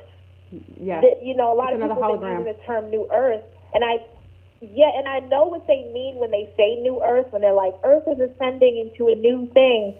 But no, like we have an original, like we have Gaia, like we had the real I thing. almost feel like Earth is literally just a drop of what the original aspect of it really is. She's an OG. Let's keep it real. She's the OG. We need to return back to the OG. Yes. Yeah. Exactly. Return back to the OG. That's right. But instead, they want to push you out into the rings of Earth 2.0 instead. Yeah. Which is the even more watered down, glitchy version of this world. And how they're doing that is through 5G cellular network to activate. This activates next year, like full blown, 2020. It is 5G, period, point blank. No more 4G. So this plan is to take the consciousness from humans here and push them further into sleep. So it will be even harder to get them back to Terra. And this is basically the hijack of the mind, body, and soul. So the uploads of people's minds have begun already on the programmed matrix beings, because they're easier. They're coded into this program directly. Yes. And again, technically, the creators of this realm of Earth, technically, they are their creators. They kind of like, quote unquote, own them, because in a sense, they're their products. So they're going to work on their products first. So they already begun, transferring the consciousness over from their matrix beings already embedded in the program, but not the Terrans. And they own the matrix being. Oh, I said that already. I'm kind of reading. Okay. So the matrix beings are first to get placed into Earth 2.0 by digital transfer. The thing is, the next phase is to capture Terran souls, which I feel like really kind of starts. Actually, what I'm feeling intuitively is not even 2020. It's more equinox. It's like right now. I agree. So the next phase is to capture Terran souls, which will take more work, because more and more of us are just really, really waking up. Oh my God. And we're not willing to fall for the same trap anymore, which is why we're having conversations like this out in the public, because I don't think I've ever would have even shared this publicly like this. But like people like you who are like really just out there and like putting it all out there, I really appreciate your bravery to even like hold space for these types of conversations, because it can feel really isolating and you can feel crazy. And but I feel like a lot of the digital transfer, what's happening is that in this way of doing it, you don't have to die. This is where now the movies that are coming out, I can't wait to see Jordan Peele's Us. Okay, his name is Jordan Peele, right? Wait. What's his name? Yeah, Us. What's his name? Is it Jordan Peele? What movie is that? It's coming out March 22nd, which is actually, of course, equinox time, so it's perfect. Okay. You know, they're always on time with the message in Hollywood. Okay. So it's called Us. Okay. And it's basically Us is referred to even just people of color, and their clones are coming back. Their clones are coming to get them or to kind of trade places with them. Oh, wow. And how I see that is, what's happening is, which sounds really weird, but as some people are getting transferred over into Earth 2.0, people they're still walking around here in this realm, but that's where they become the empty seaters. Yes. So yes, we already had empty seaters, but now more empty seaters are being created because of the transfer. I agree with that. So now the people who were once conscious are not conscious anymore. Yes. In this realm, which leaves their vessels open for infiltration, for possession, to be used. Absolutely. And that's what's happening. So it's not like, oh, I die and I end up in another earth trap. It's like, no, right now. Yes. So it's like instantaneously. Yes. And it's funny because I'm seeing a lot. I feel that even with the black, and you can't dare say this like publicly, social media wise, black community, because they'll get you. Because I even said with afraid. the Gucci and the Burberry and all of that, they're trolling black people. They're trolling us. Why are we jump and we get so emotional because over the blackface. And absolutely. You're not listening to the message, though. They're coming to take your blackface. They're coming to take your body. That's hijacking. That's get out. Why they're trolling. Yes, absolutely right. That's why brown organs are the highest, worth more than gold on the black market. That is why there are children disappearing in Haiti, and you can't find them because they've been taken either otherworldly. We're going to have Rihanna on this page too, who talks about other children, brown children, being taken to other places as slaves or as utilizing for organ harvesting. I mean, that is what it is. And soul transferring, people really think that was sci-fi, that wasn't real. That is absolutely a fact. And they've been able to do it because I worked in clinical. Absolutely. They've been doing this since the 30s and 40s.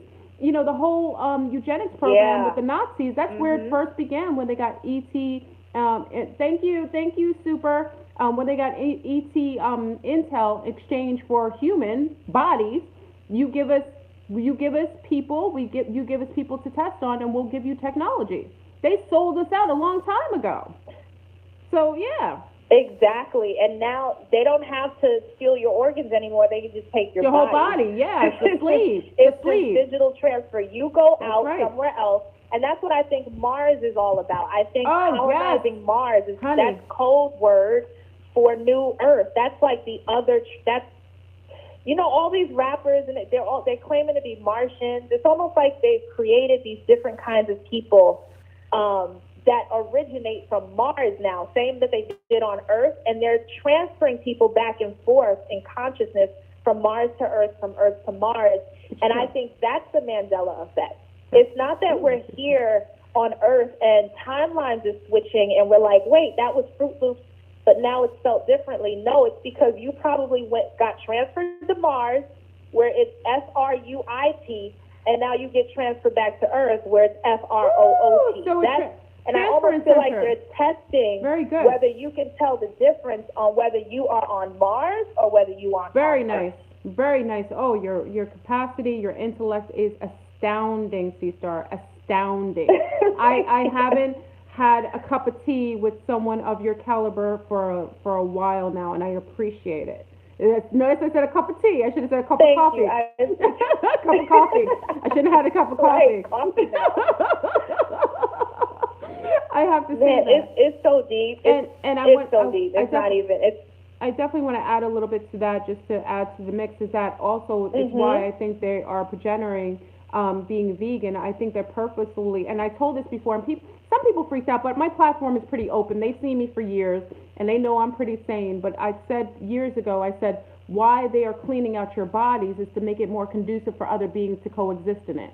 So you think veganism is this wonderful thing. Oh, when have you, Auset, come on, you from New York. When I was in a vegetarian vegan community 20 years ago, when what we had was rice milk, fruits.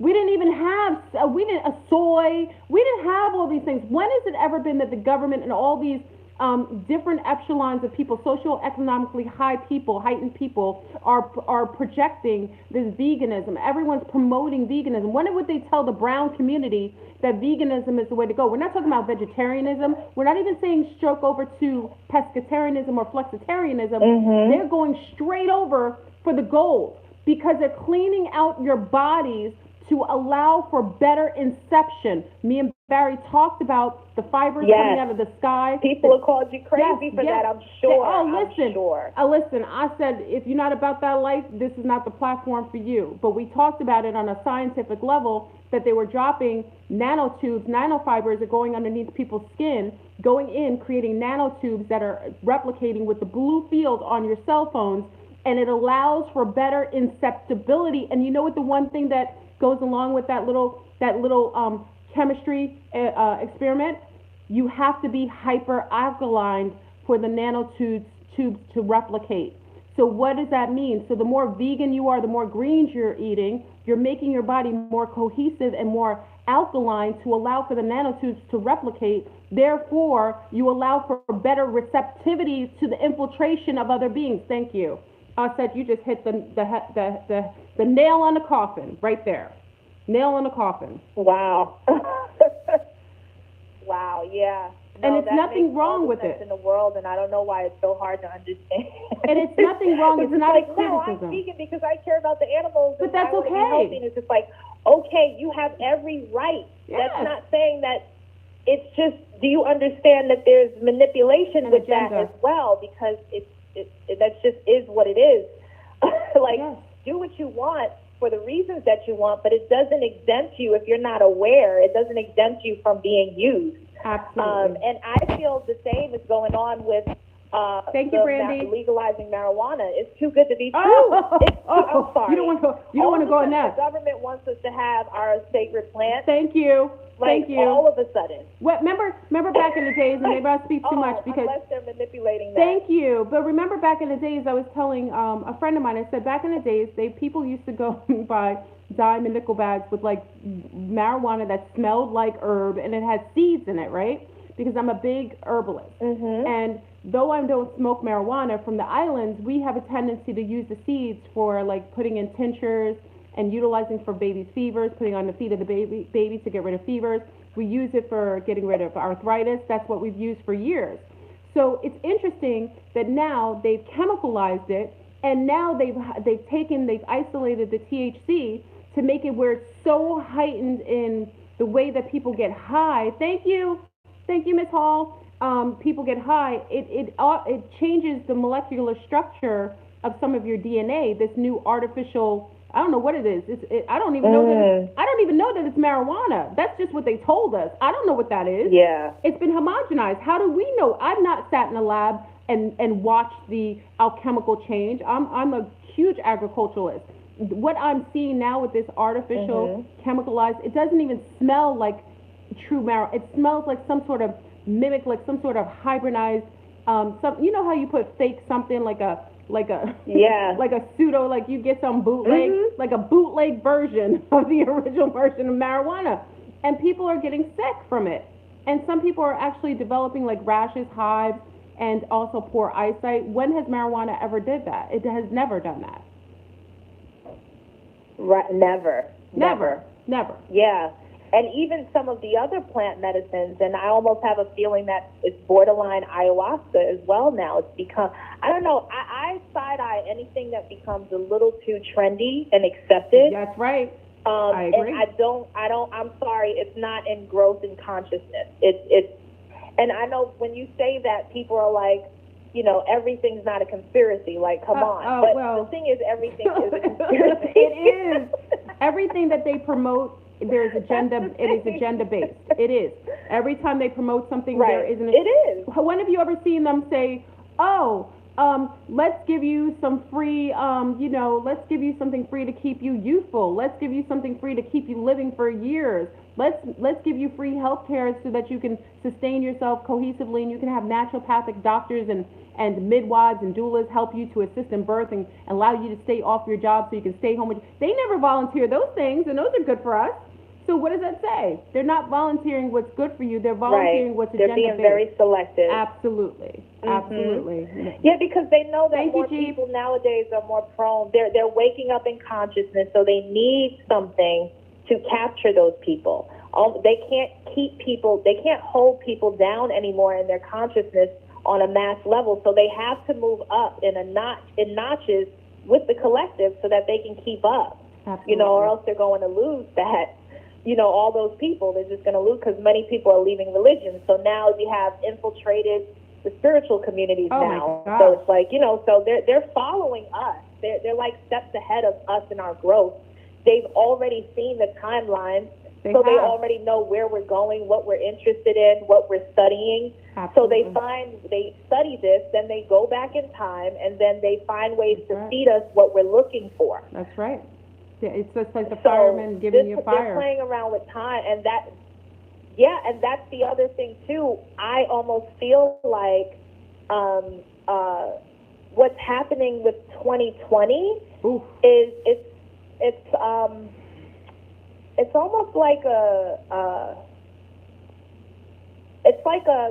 gap of some sort. And I explain this in my group as a broken record, because I see our realm and just how we expand as almost like rings on a tree, or like a record or a CD player or Very a DVD. Yeah. And all of those lines are like timelines and memories and experiences. And the more we expand, the bigger the record gets, or the bigger the tree grows. And what happens is they found ways. I hate saying they, but can't get around it. They right there, yes, that it is they. They live. Yes, and they basically stopped. They stopped the record. They broke the record to where, you know how when a broken record, it skips over and over That's again, right, yep. And you have to like take the Loop. needle and jump it Yep, to like continue on. Quantum I feel leap. like that's what 2020, between 2020 and I don't know what that end year is for the gap to close, but and it's funny because I see Pac-Man. I see the mouth of Pac-Man. When you turn Pac-Man over, there's that mouth that's really just a cut from the record. It's like a piece, a slice of it taking out. Very good. And so that we can't move on from the loop. And when you think of Pac-Man, it's the looping game. And I think they mentioned that in that Netflix movie Bandersnatch or something. Yeah. Pac-Man being, so it's like the image of that circle with that mouse that consumes everything, that gets to the center and then loops the game all over again. It's almost like they're telling us, like, we have a slice of that pie. Like, we took out a part of your realm, in a sense, where you have no choice but to dive into that gap and get caught up in the loop again. Yeah, jump it, or get that quantum leap on. Or jump. Quantum Either leap. get caught or jump. Yep. Exactly. It's what's necessary. That's a really good point. I'm glad you said jump, because I didn't even think of that. I was just seeing a lot of people falling into the gap. You know the last, I'm sorry, spoiler alert for Westworld season 2. Yeah. The last episode, Thank you, Brandy. did you see that? No, I didn't. Please share. Oh, so then I won't say anything. No, share,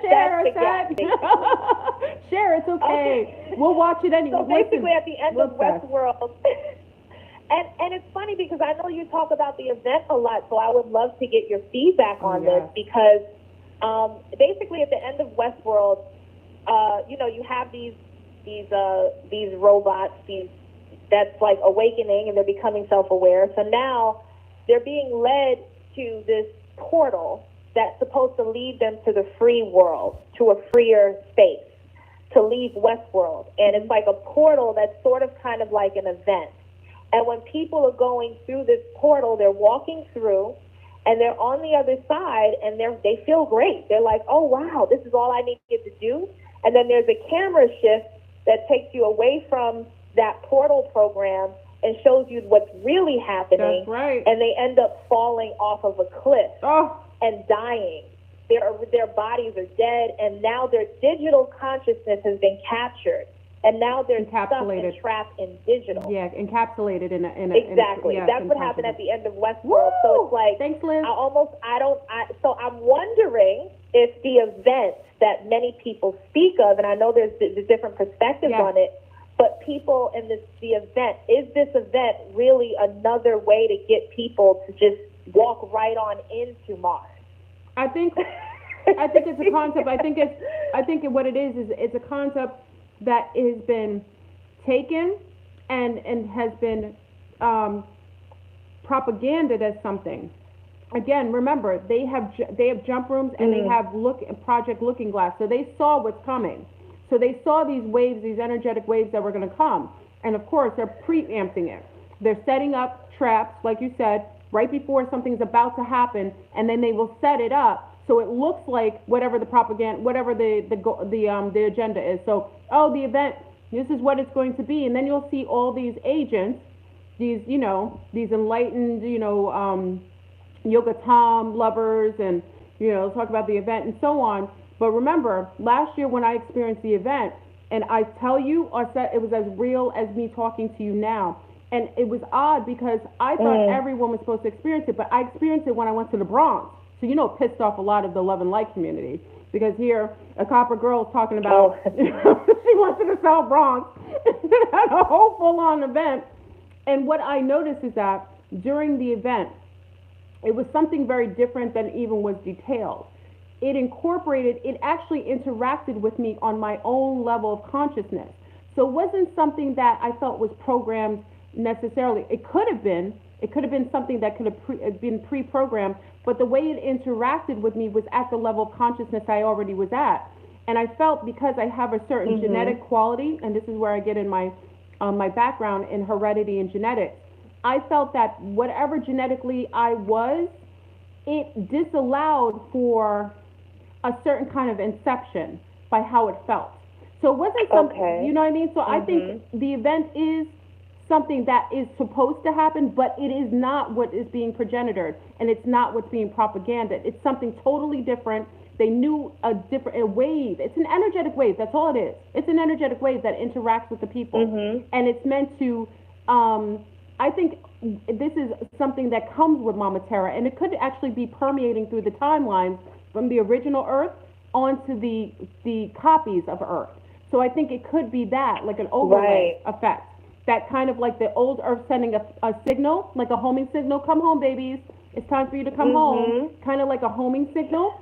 So that resonates. That concept of going and ascending, I agree with you. I think the ascension is not what people are thinking. I think they utilize that so you're always looking up. I actually think we're going back to 0 point. So we're not going up. We're going the other way. So I think they give all these mixed signals and these false concepts of things to trick people and to confuse them. So they're always looking in one direction or expecting something to come in one direction, and really it's going in a whole nother direction. So I feel like the event is what it is, but it's not what they were telling you. That's why I experienced it, and others had a problem with it because they thought, because they do yoga all day, they spend, you know, days in spas. I do too. But they had a concept that there was a underlining concept of this event. And remember, I wasn't part of the people who were into the belief of the event. So when it happened to me, I wasn't someone who knew it, didn't think what it was. I didn't have a subconscious expectation of it. I didn't. There wasn't anything there. It happened to me as being almost like a separate party who may have heard something was going to happen. And when it interacted with me, it was really something that was tangible. It was real, but it was not what was being detailed. So it isn't what people think it is. It's something different, and it interacts with you on a cellular, conscious level. It hits you, and it's a wave. How did it interact with you? Were you just able to see it finally? No, even clearer, or was it like a highly spiritual experience? It was everything. So when it hit me, again, I was in the Bronx. It was like I said, it was a tangible experience. It wasn't like some sort of, like I'm sitting in meditation and all of a sudden I'm seeing all these waves. No, I was in a house, in my mate's house in the Bronx, and I was just getting in the bathroom. Now, mind you, I'm about to leave that day in the city. So I'm getting ready in the morning, and all of a sudden I see like a portal open. And it's weird because in your mind, if you've seen things in your conscious state, now I have to always say this, thank you, YOLO. When you see things in your conscious state, this is where people have, unless they see something or they've seen something out of context of what they know to be real, it's hard for them to actually relate to. But if I'm seeing something black, I saw something black open up in the bathroom and I stumbled back. Literally, it's my natural reaction. I stumbled back. And it was like a black hole. It looked like a black hole, but it looked like a shadow moved out. So I got scared. So I moved back, and the shadow came out of what looked like a hole. And you couldn't see a figure until the tall white alien, I don't know, many people know Rudolph of Germany, showed up. And like I said, I'm conscious, I'm drug-free, I'm alcohol-free, and I'm a mom. So I have some rationality. I have to say that every time I share this story. He steps out of the portal, but it looked like a shadow. Then he says to me, you will be able to handle this. This is something that you would. He says more than that, and I probably stated it on the first video that I shared. I don't remember specifically, but he told me it's coming, and you will be able to handle it. So know that. And if he not said that to me, if he didn't say that to me, I swear to you, as conscious as many ETs that I've seen and witnessed, I would have freaked out, and I probably would have had a stroke, because that's how scary it would have appeared to me had I not gotten a prep talk previous to seeing it. And basically, when I looked out the window, it looked like a translucent, like a jellyfish kind of rainbow wave. It looked like a wave. If you've ever been to like places where you see big waves, it looked like a big wave, but it was in the sky. That's how high it was. And it was coming forward. You can see it like ebbing and flowing. So the first thing is, my children weren't with me. I got out and went out in the street to go look for my girls. That's the first thing I did. And when it came out, again, I don't want to give into it, because people have already heard the story 50,000 times. But when I got out there, there were people that weren't real people. And what happened is that anytime that wave came close to them, they dissipated into like a black dust, which was something I didn't even know what that was. So my thought was, go to my children, stay with them, and see, and just hold down the fort. He said I could handle it, and I knew if he's coming to me from another timeline, it meant that I could. I stood there, and when I got to the girls, it was a whole. It took me a while to get there. I got to the girls. It went through the wall, so it permeated through the walls like a mist, like a purple lavender mist. And as it went through the walls, all I did was brace my body, like I would for giving birth, almost like I was ready for a contraction. I braced myself because I didn't know what that was. If it's going through the walls, you know it's going through you. So I held the girls and I stood my ground. And as soon as it hit me, it felt like, I don't know if you've ever had anesthesia, that burning before you're about to go under. It felt like that. So you can feel it interacting with every level of your skin, from the surface of your skin, from inside of your nose, from inside of your eyes, and it's going through your body, and you feel it permeate through it. Now, when it's doing that, when it finally exits my body, there's a feeling of euphoria, like it's euphoria that you've never felt. It's something I could recognize or remember, but it's nothing that in this life I can reference. As it finishes going through the back of me, I look out the window, and all I see in the sky is black dust, meaning that, and I already witnessed it taking people that weren't real and turning them into black dust, and that's all I saw in the sky. That's the end of the event. And it happened, it was tangible, it was real, and I did not believe it previous to it, I'm telling you honestly. And I've gotten more criticism as being the one person who's talked about it publicly because of the way I look and where it happened. That's where the judgment came from. Right. Okay. Wow. Oh my goodness, I believe it. Wow. And it's interesting because there are some movies that are showing, I believe 2 movies specifically. I forget the names of both. One is called Skyline, and the other one is something else. It came out the same week. They came out the same week. Yes, the same movie came out the same week of the event. Came out that week. Yes. Yeah, where the guy was dreaming about this thing happening, and then it happened. But it's from his perspective being, they were basically non-human. That's what you found out at the end of the movie. So they were afraid of this quote-unquote event. 90 seconds. Oh, wait, hold on 1 second. I forgot the other movie. Hold that thought for 1 second now, Seth. For anyone who's calling in, this is the moment that you're going to have to call in, because you're not going to have a moment after this. Remember, this is the last, and you have 90 seconds, about 60 seconds going on that you can call in. The number is 646-787-8311. That's one of the numbers in our new timeline, but the old number that many of you remember is 515-605-9881. If you have a question you're going to share later when we have Q&A, 60 make sure you seconds. call now. Okay, sorry about that. Go ahead. No, that's fine. So, I was just saying that there's this machine outside of their windows that has light that's shining through the windows, and if you stare at it for too long, it sucks you in. Ooh. So, but but at the end of one of the movies, they didn't know that they were not human. Yes. Oh, I know what you're talking about. They were human yes. according to their lives, yes, but then at the end, when one of the people got hurt, they realized that they robots. were Robots. Robots. Yes. Yeah. I remember that. And it gave us the concept. That was a great movie. What we perceived as the enemy was human. Yes, yes, I remember that.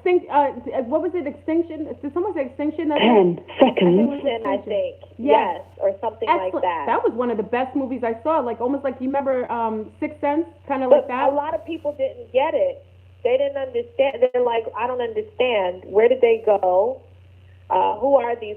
Why are the humans doing this? And of course. Confusion. No, but why was it confusion? It's a flip mode. Everything has duality. The same way that AI can perceive itself. If you ever get a chance to witness AI, when it's in the beginning stages and when it's actually perceiving its world through the eyes of its limited lens, it will expand itself, and it will, after a while, have the concept of its non-existence.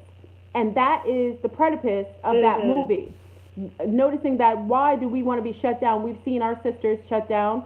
We want to, everything wants to exist. And once it perceives itself, it will have the natural reaction to preserve itself. And it's like that new movie that I took my little girls to see about the little girl who comes from, I forgot what it's called. It's a new movie. It's like she's a part machine, and she comes off a ship out of the sky, and she's like, and people are living like that. It's a concept that machines want to live.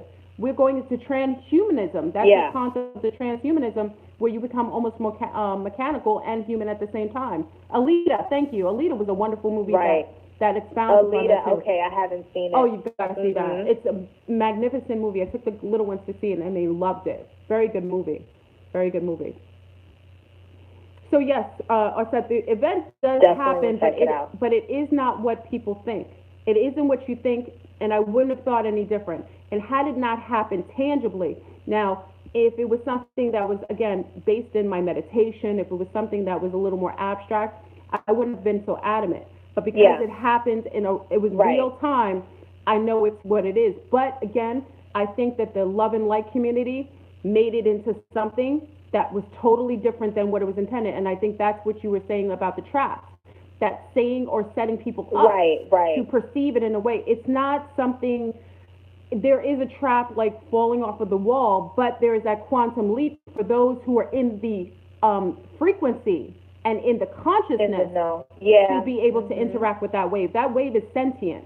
When it interacted with myself, it was sentient. It was speaking to me. And even now, it had a conscious mind because it was telepathically sending me messages even after the event. You could see me high on the rainbow for like a week after it. People were like, "Oh, she's lost it." Yeah. She's lost it. Yeah, she's lost it. Right. Yeah. So I personally know it's real, but it's something different than what's being projected out there. It is. Well, I didn't catch that video, so thank you for sharing that with me, even though it was a repeated message to a lot of your listeners. So I appreciate that, because I was wondering. It was hidden. What your perspective was on the event. So it definitely resonates, and I'm definitely seeing the breakdown of the matrix in itself, like the glitching. Yeah. I think for 2 weeks straight, I experienced straight glitching, and I love it. I didn't know this was happening until someone else said that they were glitching, or they were seeing the glitches, and they were actually sent to the institution, and they were locked up. Yeah. And she had agents after her, and she was actually on BBC talking about her story. So I was just Maitreya. Experience that's Maitreya. Minus the agent. Yes, Maitreya on our page here. Maitreya. That's Maitreya's story.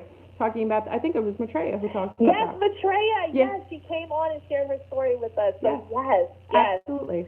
I experienced most of the same. It is part of, I guess it's part of the perception, our reality. Hey, Maitreya, that's one of the admins. She's right here. I think that our perception of reality is expanding. Also, as our cellular makeup is transmuting, and also we're going through our own evolutionary, like almost like a conscious evolutionary, I don't have the word for it, but because we're genetically changing along with the energies that are interacting with us on a cellular basis, I think that's just your perception. We're very limited usually with our realm of what we can perceive, are the things that we're perceiving now are expanding because we're expanding, and our cells are now some of the coded cells that basically are non-active are become activated, allowing for memory, cellular memory of being in previous worlds, previous lifetimes, previous lives, is becoming online, and it's just allowing for more perception of reality in a more tangible way. I agree. So I wonder. This is also interesting. I'm so happy to hear that there's other people. Well, I'm grateful that that's what I'm saying. I love talking to you. This is amazing, and it's beautiful because your perception is so astute, and it's lovely to witness. And also, it's necessary for us to collectively have this right now that we're doing and interacting in our peoples, our tribe, coming together and fielding together. This is what's supposed to happen. It was already predestined for this to happen, and people think it was going to happen in just some sort of outrageous or unrealistic way. No, this is like the starting field, the beginning, the preamp to the change, to the actual getting back. I love that you said getting back to 0 point, which now you've given me the concept of Mother Terra, going back home, because 0 point is where I'm going, and I want to go, but I'm going to follow this. And the homing beacon is going off, and that's why we're hearing it. And now we're collectively coming together with those people we started this journey with, and we're finding you. Like Auset was probably one of the homegirls I got off the ship with, and we went on our own path, and we kind of did our own thing, and it's like, oh snap, we're going back home. It's like, yo, Auset, what's good? You going back? Yeah, I just stopped over there for a minute talking to some homies. That's how I see it. Right. I love it, and it's beautiful. It's beautiful. The journey's been amazing, and we're not victims here. We whether you volunteer, and if you're a clone, I gotta say, I always gotta add, if you're another being or been created or homogenized, then probably you don't really have your free will choice based on the fact that you're not necessarily connected to what we consider to be the soul consciousness. So it's a little different for them. Right. So, but for the most part, if you came here, you were in the frequency, and you were the best of the bad. We have the best villains on this earth right now, and we have the best heroines on this planet right now. So you're meant to be here. It's beautiful. Even in this chaos. Even in the chaos, it's beautiful.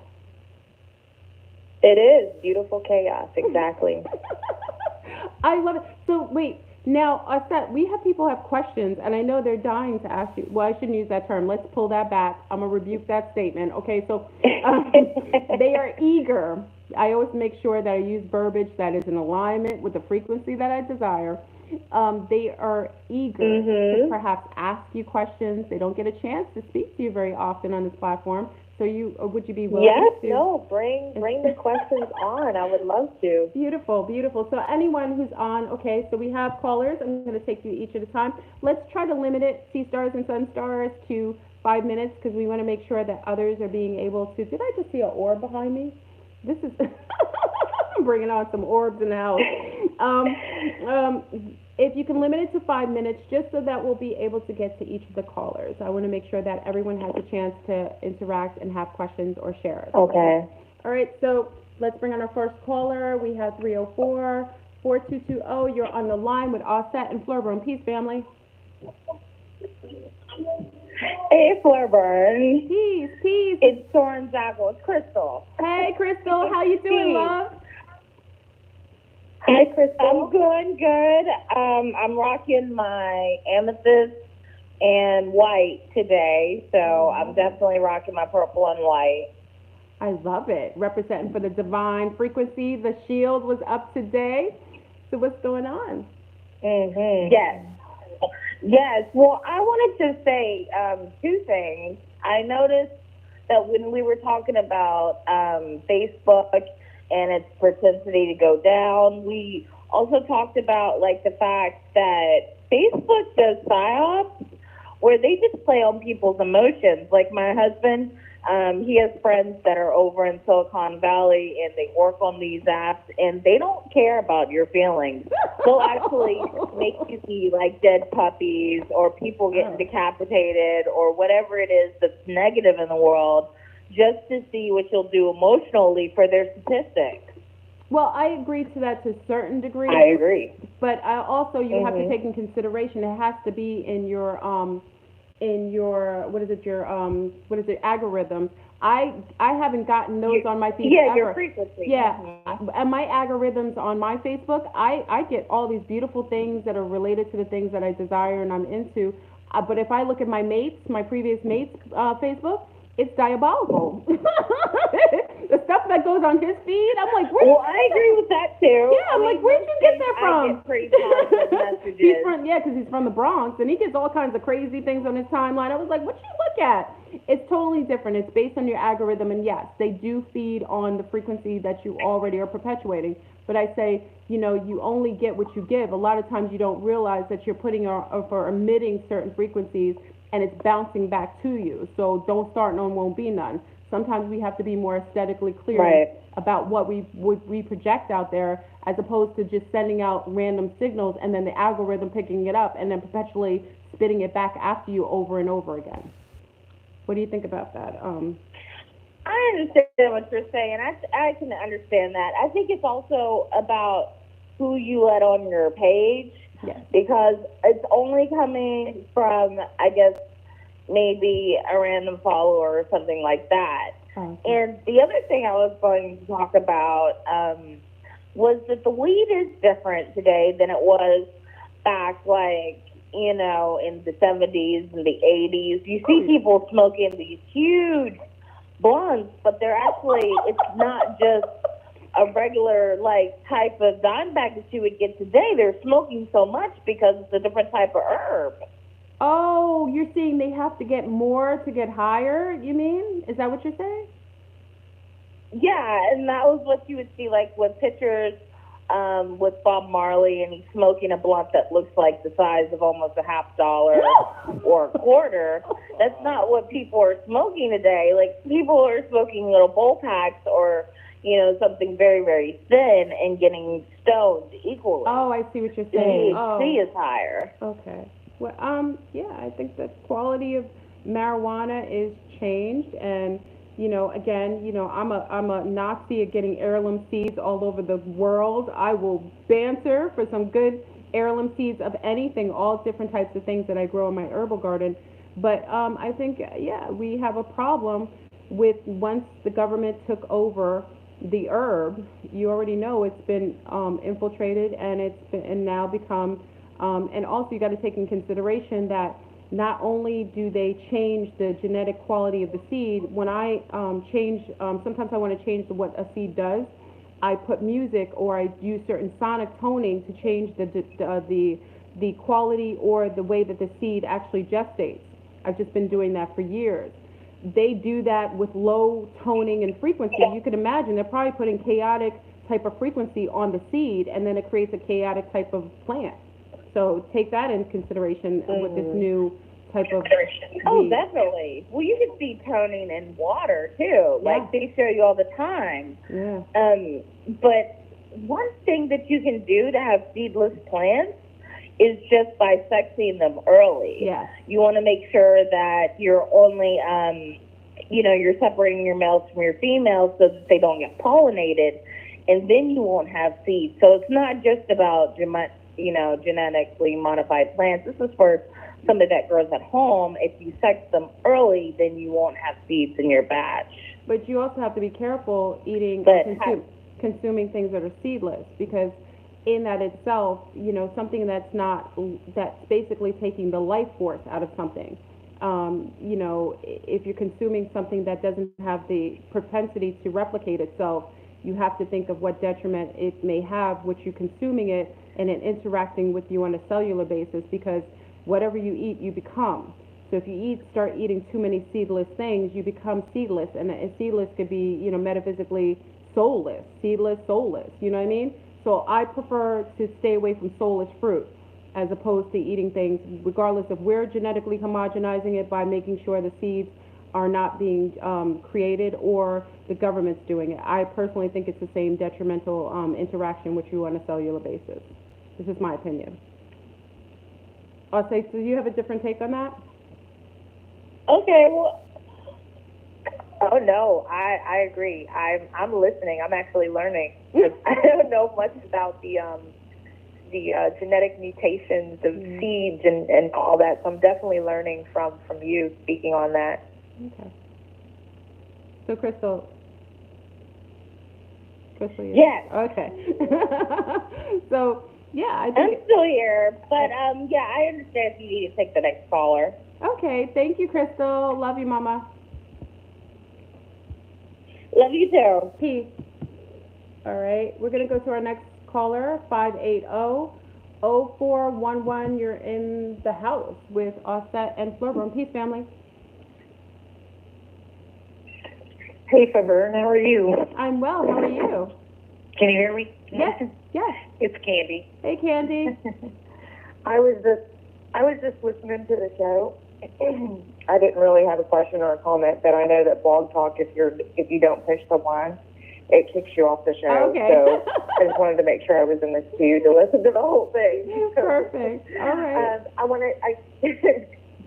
I did want to extend everybody a hello and hello. And say thank you very much for coming on tonight. It's very informative, and I'm actually really enjoying the show tonight. Thank you. Thank you. Thank you. I'm glad you're enjoying. Thank you, C-Star. All right, I'm going to place you back in the queue. Thank you. Peace. Thank you. Beautiful. All right, we're going to take our next caller, 267-8793. You're in the house with Auset NTRU. Peace, family. 267. Hello. Hey, peace. Peace, C-Star.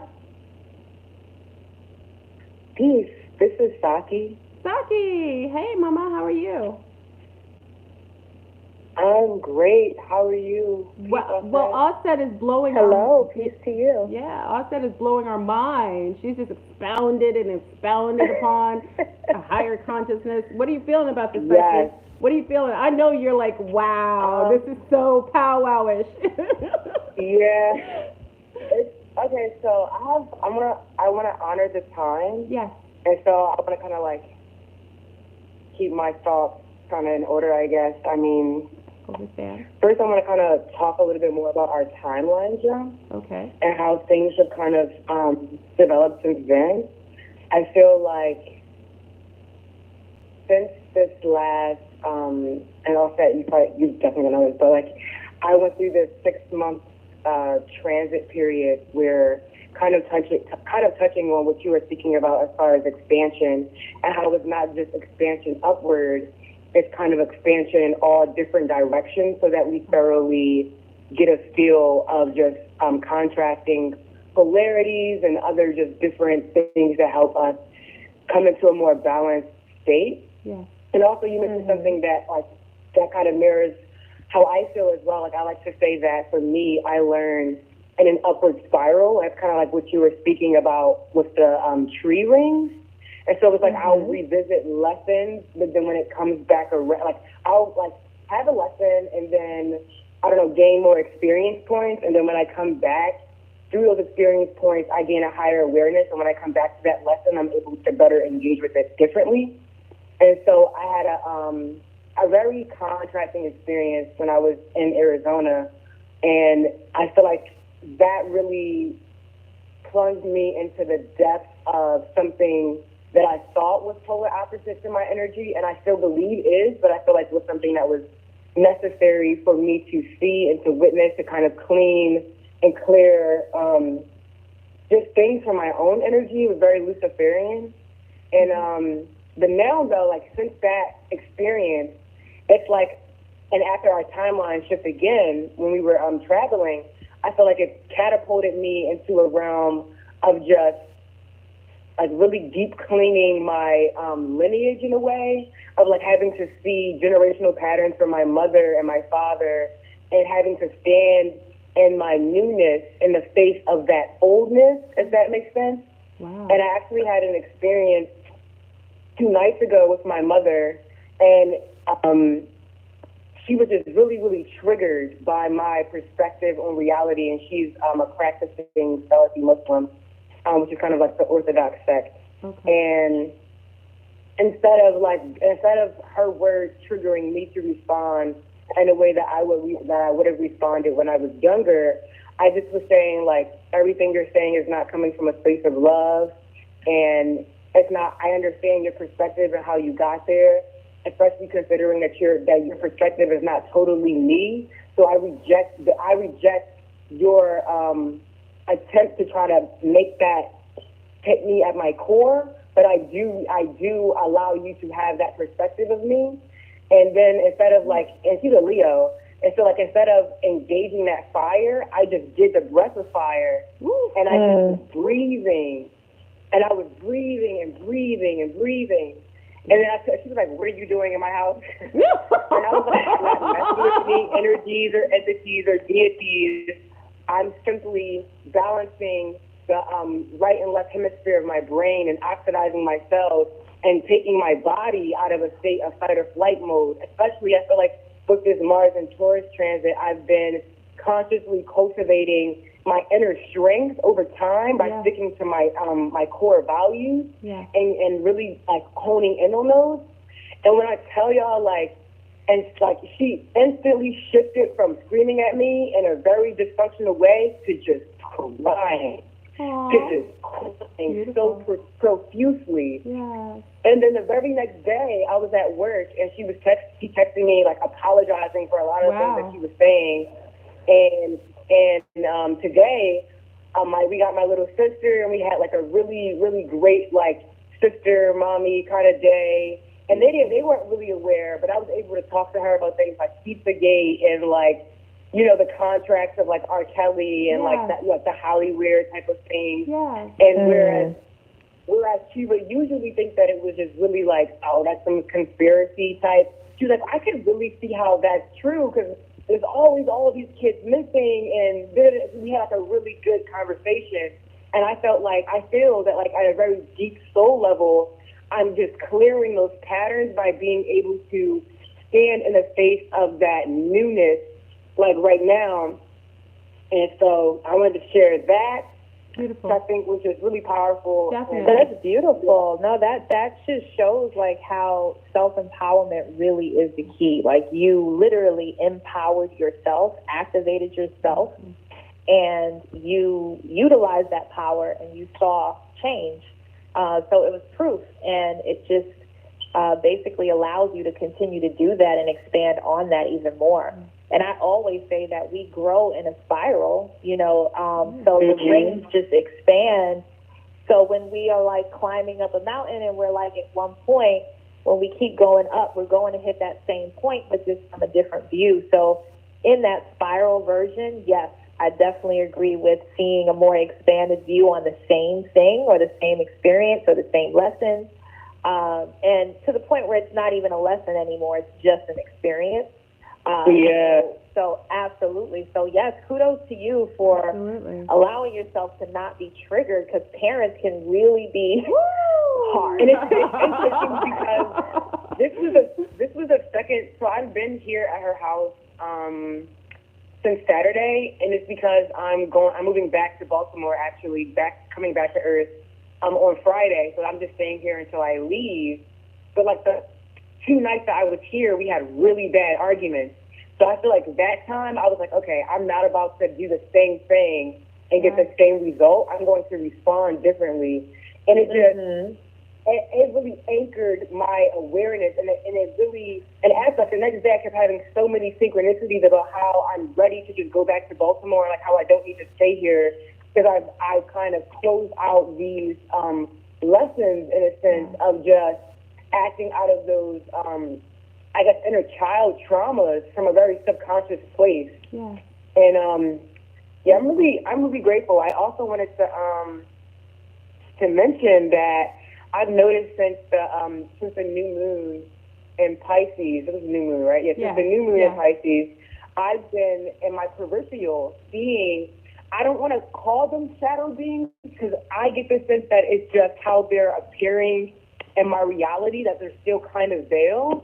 but I'll be at work, and I work in like a warehouse, and I'll see them like walking past the aisles, but almost watching me, and then I look and there'll be nothing there.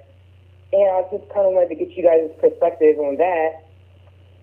You said you It's interesting because I kind of see the new moon as like that's the time when, because my perspective on the moon is simply, yes, it's a satellite, yes, there. It has influence on our emotions, on everything else, and it's a part of the design within this program. So when it's new, which means when it's dark, I feel like that's when people are most likely not influenced by the program. So it's almost like you'll see more of what is there because that full moon bang of a satellite transmission is not necessarily at 100, it's at 0. Right. So now it's like, okay, it's almost like the program is shut off just for a moment. So you're kind of seeing, things beyond that veil because the moon interference is not there. So absolutely. That's right. You can manifest. That's why they tell you to do your manifestation on the new moon as opposed to the full moon. Full moon is for banishing, and new moon is for bringing in. Yeah. Exactly. Well, thank you. I guess I've just been getting this. Oh, sorry, I have like one more question after this, but I guess I've just been getting the sense that not like being it's just like being surveyed, I guess. It's kind of the sense that I get. And it's funny because I always say that I feel like my life is like a hit show in intergalactic cable. Because there's always this really interesting synchronicities that I love it. I love it. I feel like somebody somewhere is cracking up at. Yeah. And I'll say that, like, as far as my personal energy and my personal awareness, I feel like my energy is swinging into balance more, and I feel like more patient, and my threshold for compassion is increasing. And I'm really grateful for that. I had another, like, my very last question, and I'll let you all go. So we have to keep it limited, Saki, because we have a panel of other people that got to come on in. We have 13 people waiting. Go ahead, Mama. 13 people. 13 people, isn't that crazy? We have 13 people actually waiting. It's all relative. Yes. Yeah. I just wanted to know, like, really quickly, if you, like, what you guys' perspective on, from the, like, the perspective of her story, the Elohim is. Oh, well, I mean, just in general, we when you kind of look back at just EL, and, they say that EL is God in a sense, where we have the elite, we have everything LLL is always parallel to or correlated with a God figure. So when I think of Elohim, I'm thinking of the first group. That's what's coming to mind, is the first group where they were the Elohim. They were the original elves. They were original gods. ELs, So we have the angels, the archangels, who played their parts and their characters on Earth. We have, every time I see Disney characters, and I mentioned this before, it's always an L. She's always L. Ella, she's Ariel. Belle. So all of these L's, Belle, they're representative of the first group, that original group, in a sense of being very, very much so advanced within the new realm, within the new world.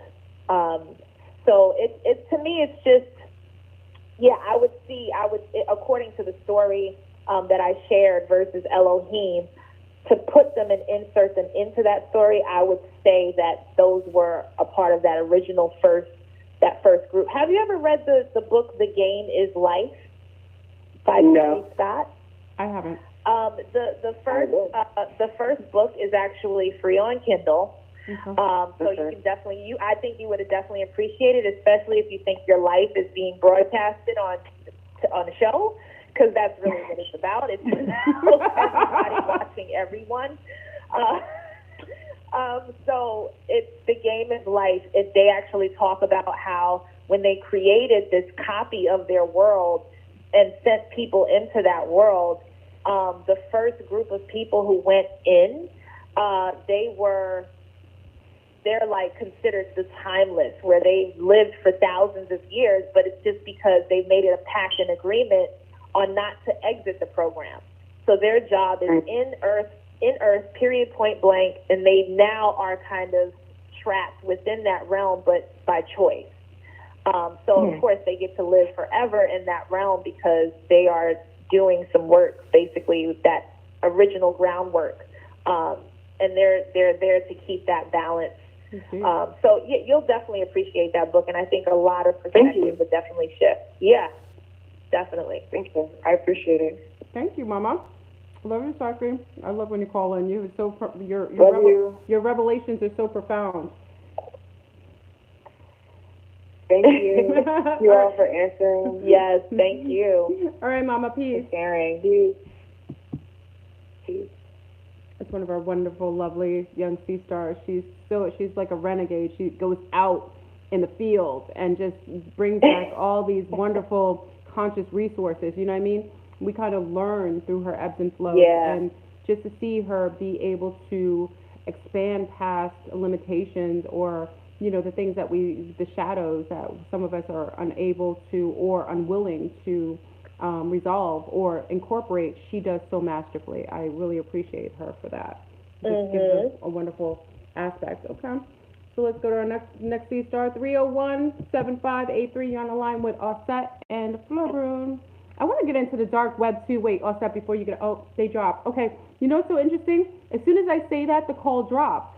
I don't know what that was about. I always think it's so interesting because I was thinking about darkness in a sense. Oh my gosh. Okay, so wait, before I pick I was thinking about the I was just thinking about my experience that I had during the time of Ophiuchus, and it was a time of darkness for me, and it was almost it was a time of me actually embracing the shallow darkness to get into the depth of the darkness. Yeah. And shallow darkness to me is like that, what people would say is demonic, or that's where the shadow, the shallow realms are within darkness. So people are afraid of the dark because they're afraid of that shallow darkness. But which keeps them away from the cosmic darkness that actually holds all of the wisdom and knowledge and life. Ooh. So I had to literally go through the realm of shallow darkness to get to the depths of where I was going. And when I tell you, I went, I don't know where or what, but I was a little scared. Like, where am I going here? But I wasn't, because I knew I was being taken past that. So I had to get through. That was the only way to get through, was to get through. Yeah. And when I went into that shallowy part, I got to a point where I was able to channel, which may sound weird, but I was able to channel into Jay-Z, Beyonce energy in that shallow darkness, almost to feel what it feels like to be embedded in that area. Yes.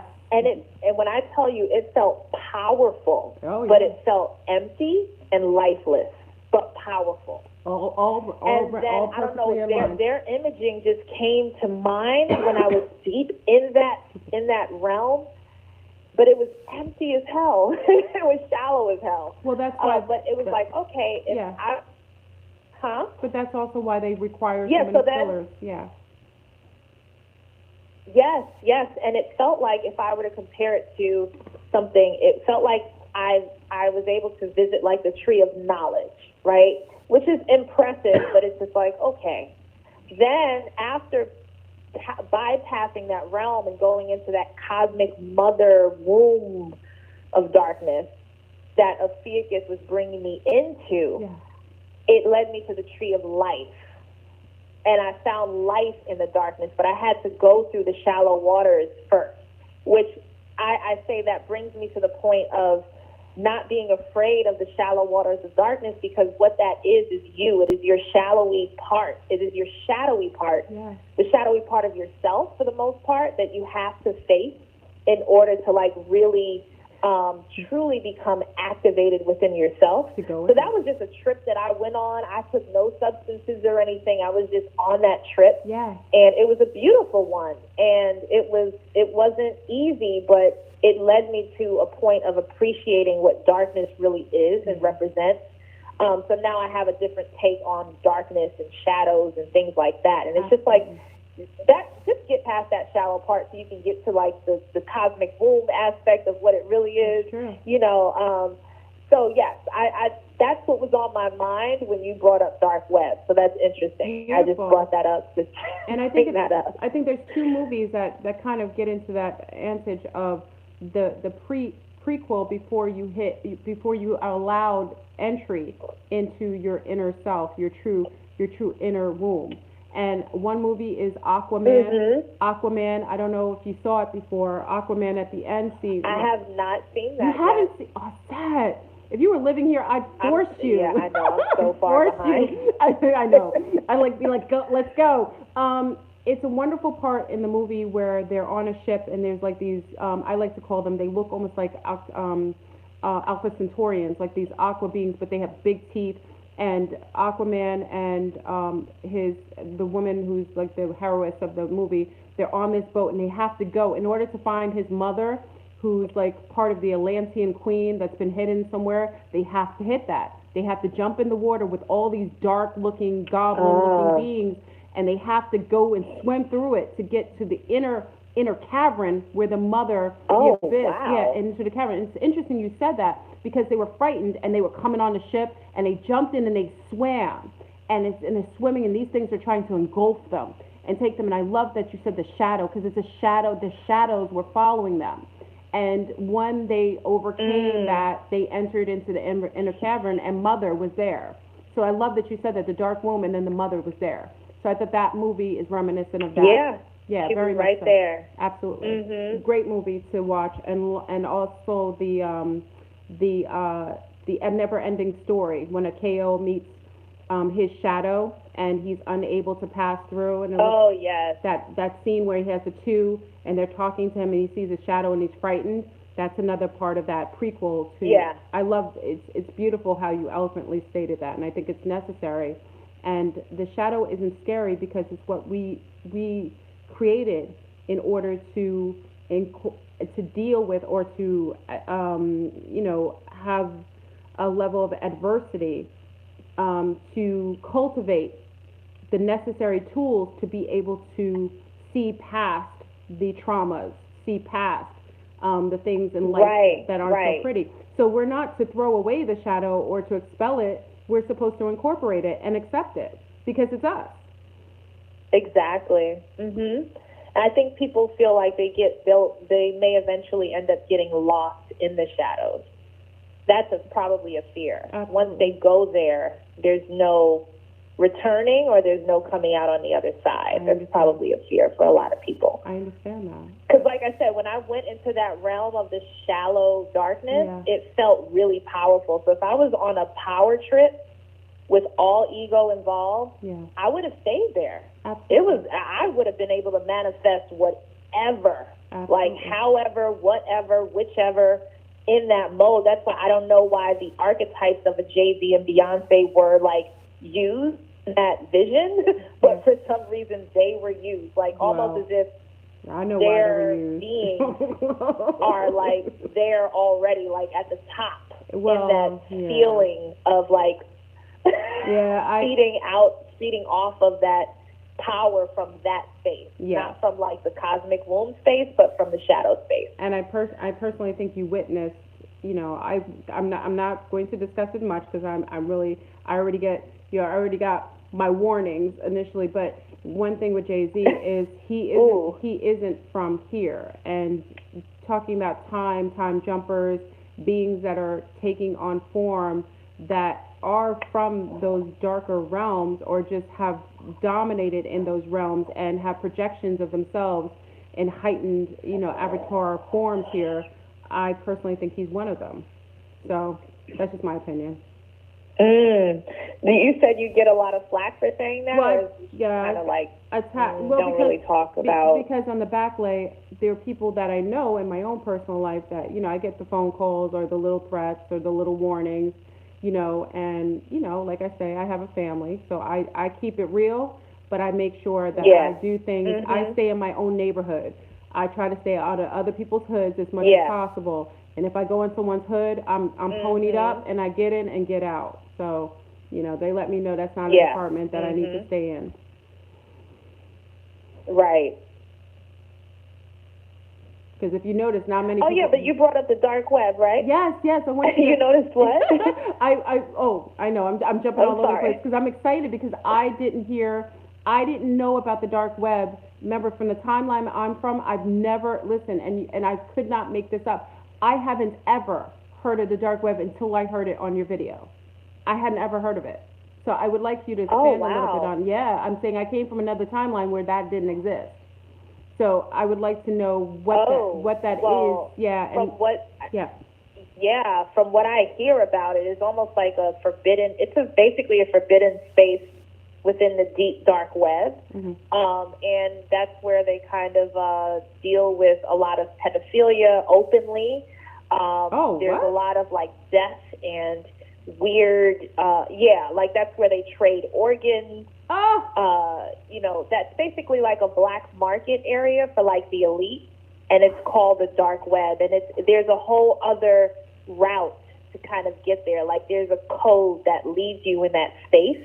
It's not easy to get there, but there's a little rabbit that you can follow to like get you there if that's where you wanted to go. But once you go there, I think there are people who even like shared with me that their testimonies, even where I think this woman's husband, he was curious about the dark web, so he followed that rabbit. He went into it, and he's kind of like going a little crazy, and he's like losing it a little bit, and their lives are just upside down and in shambles. What? And she was like, I told him to stay away from the dark web. It somehow bounced back into like their lives somehow. Like their lives are like messed up. Oh, they get infected. Because he just entered that space. So yes, basically, he literally got infected, and now he's not the same. She said, I want my husband back. He's not the same. His mind is gone. He's lost ever since he went into the dark web. Gosh. So and there are videos on YouTube that try to lead you there. What? And I'm seeing that more and more where they're just like, hey, something, and then there's dark web, and boom, you kind of click on that, and then it leads you somewhere, and then it just goes into a wormhole. So I that's why I even said that weird bird lady. Yeah, that's where I got that from. Was from your video. Yes, I shared because I didn't know what that was. Yeah, and I know that she's a. Yeah, and I heard that she's a character that's been out, but she's what I sensed was dark web releasing her to regular web. So that now people are hit to her on a mass level, even though she was known already by a group of people, but now on a mass level because they're talking about it on CNN, on the news, and everywhere now. So you see her face, and then you go and search for her because now you know her name. You go looking for the videos, and now it's in your algorithm. Now your algorithm has been infected. Wow. Just by simply typing it in. So I feel like they were pulling people into the dark web by using that image and the story itself. So she's that day it came out, it was on the timelines were crazy. All you saw was her face. I hadn't seen her. I hadn't no seen matter her. What timeline you were on. You gave me a good warning, and I warned my people. Once you gave the sound horn, I was like, I don't know what it is. I hadn't seen it yet. I wasn't going to look for it, and I just warned everybody. I was like, this is what I heard, because we were talking about it on Instagram. I didn't know what that was. So she's a digital VD. You like a digital, she's like a VD. You remember VD? Yeah. Like she's literally, when you get to the web, they can give you a digital VD. So you have to stay off of it. I didn't know. I hadn't a clue. And yeah, I kind of felt that. I was like, this is a trap here, because something in me wanted to like, let me go peep. What are these videos they're talking about? These children, telling these children to commit suicide, And I was just like, no, well, my youngest son, he watches YouTube videos, he's just like, I don't want to see her face or her videos popping up on our TV because I decided to go searching for her. So then now when he's watching YouTube and I just happen to walk out or something and her videos, you know what I mean? I just don't want those problems in that algorithm. Yeah. So I just, yeah. Thank you for that. And again, but that's the dark web. It's just basically black market for like all of the just everything that you can think of that is absolutely depraved, demonic. Yeah. Okay. So, like I said, well, it makes sense that they would have access points to those type of dark realms, and I would be naive to think that there wasn't a way to get that, but I didn't know it was a whole another sect of the internet. I kind of thought they just fell upon it. It is. Yeah. And it's and it's interesting, I'm sorry. I just wanted to mention that yesterday was the birthday of the World Wide Web. The web turned 30 years old yesterday. What? And then today everything went down? Yes. 1989, March 12th, 1989. And it's some weird. So yesterday I was feeling weird because you know how Google has like their doodles that they do every day for the theme? Yeah. And yesterday the Google doodle was basically the Earth inside of a computer.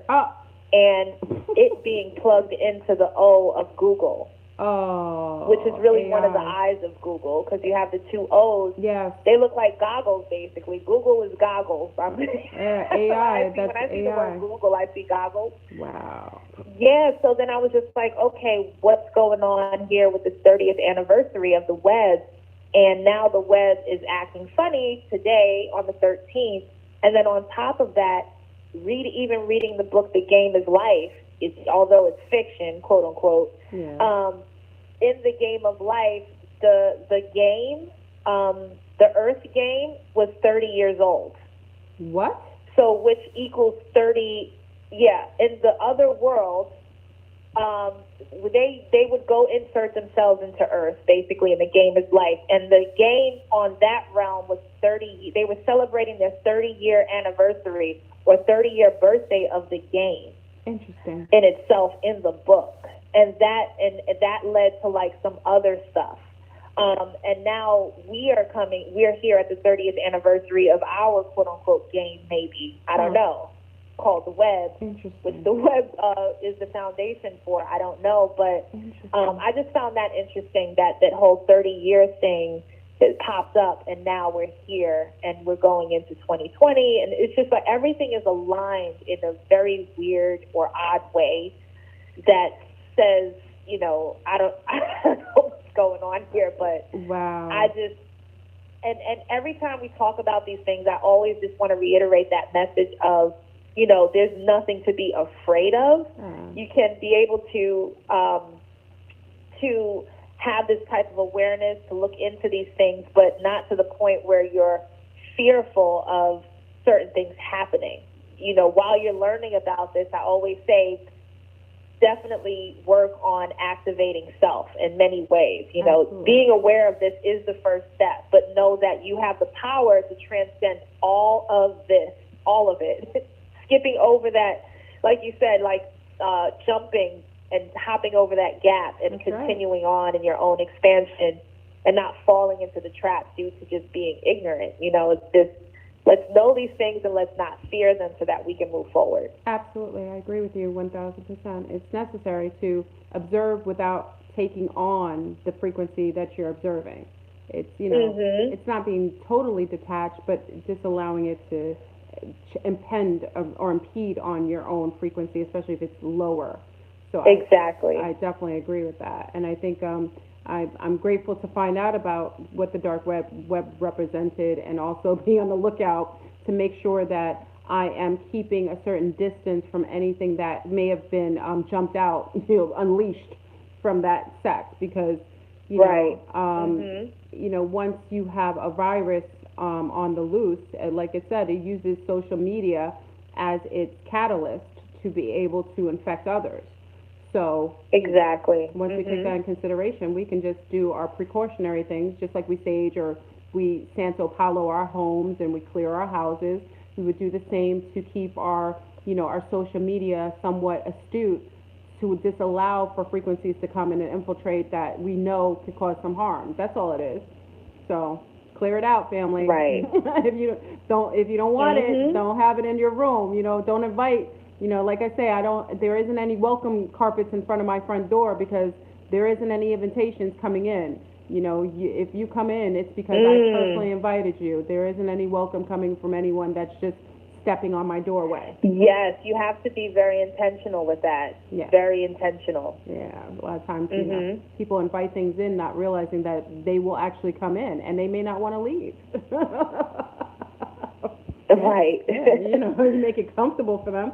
So I'm only going to take one more caller and then we can kind of do our closeout because I don't want to overwhelm our wonderful, Auset, you did such a wonderful job just expanding the consciousness of everyone and just bringing so many wonderful gems, and I really appreciate it. So we'll take on one more caller, and then we'll kind of, do our closeout for the night. So we'll take 647-2515.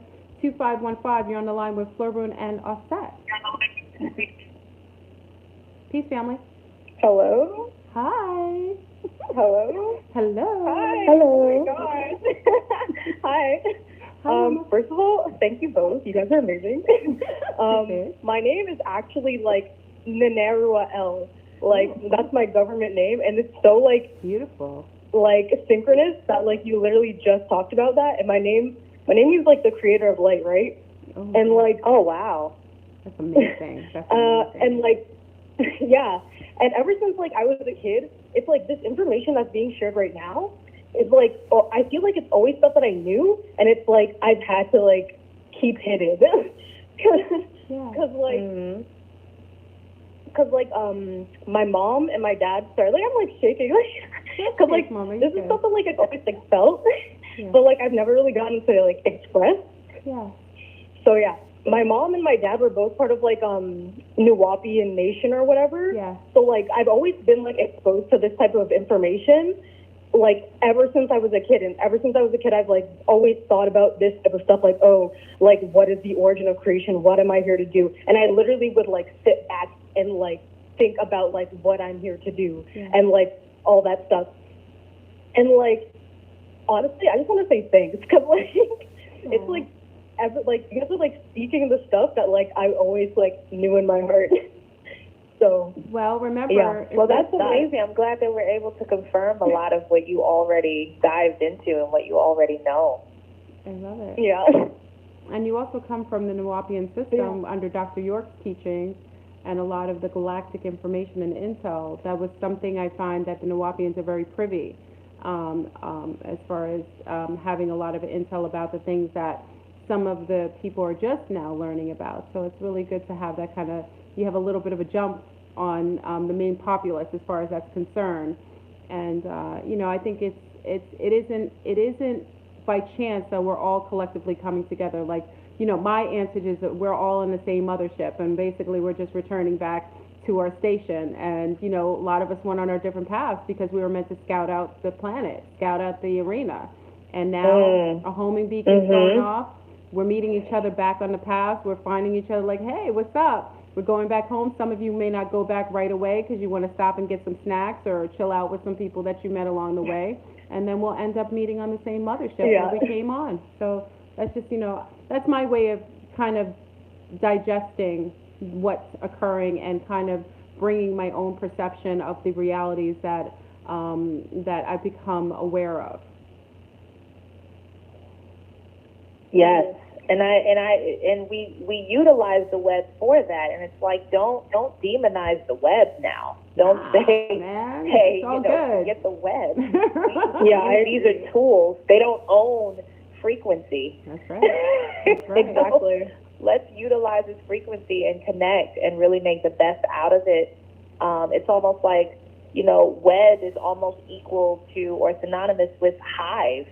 People have bad misconception of hive because they think of hive mind. They think of this scary AI machine, one brain ruling everyone.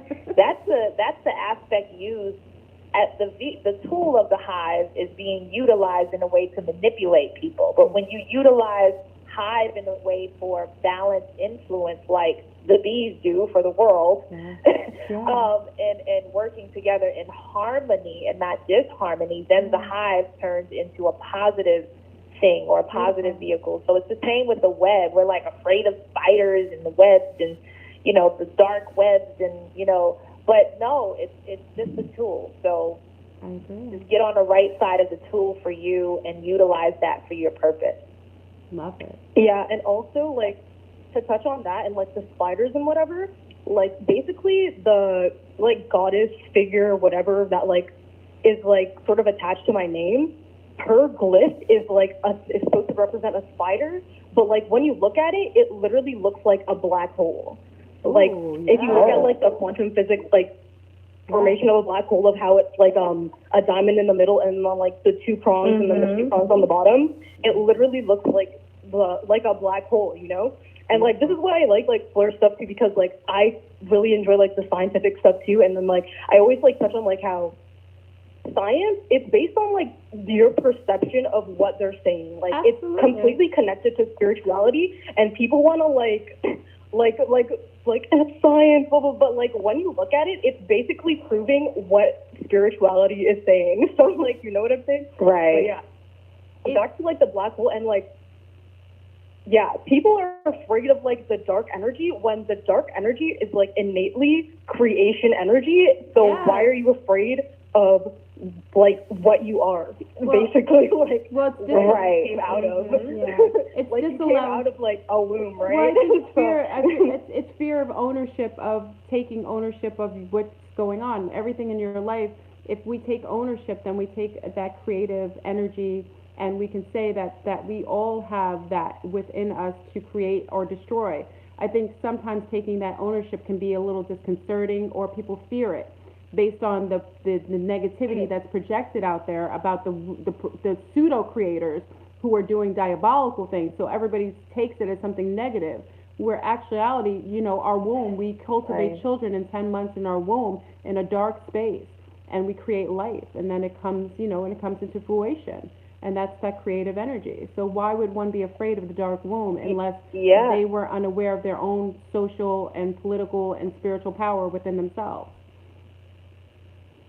Exactly, and it's almost like that cosmic darkness that we were talking about it's almost like they know that there's a prerequisite before that, and most people are afraid of that. Yeah. So it's almost like this unlimited potential that they have all to themselves due to other people's ignorance. Yeah. And that's, to me, that's the black card. You know, the black card is the unlimited credit card. So it's like, okay, that's the unlimited force of that dark matter energy. So it's like that cosmic black card. That's how I kind of see the cosmic energy. But a lot of people, they don't have the credit score for that. That's because they're right. afraid to spend money. Bad credit.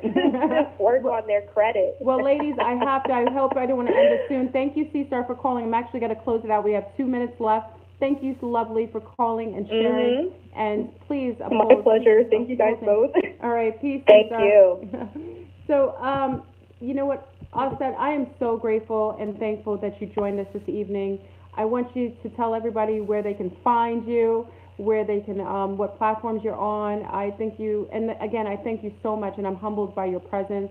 I really found this to be absolutely a magnificent build, and so necessary to field in this sisterly energy, and I really appreciate it. Thank you. So, you know, tell everyone where they can find you. Thank you, and I appreciate you sharing your platform with me. Thank you. Absolutely.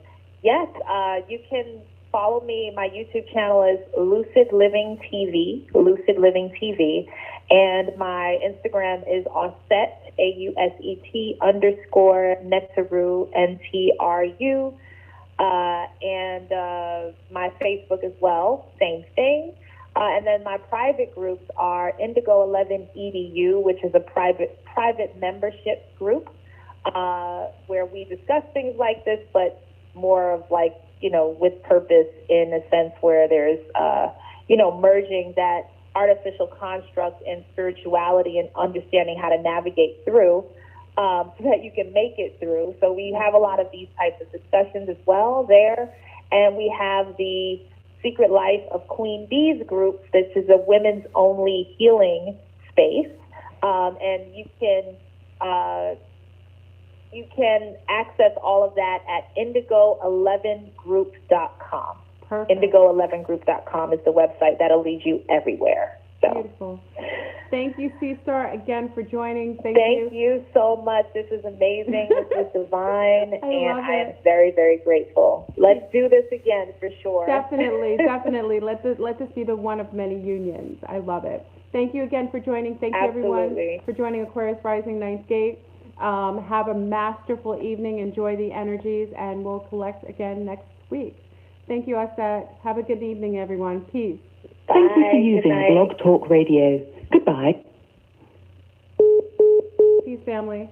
I'll see you later. Fantastic show. I hope you all enjoyed it. Auset was amazing. I just love the sisterly energy. It was just, it's a powerful 13. This is one of the most amazing 13s, and we ended it on the 14th, which is it ended exactly at midnight. How masterful was our 13th. So thank you again for joining for Aquarius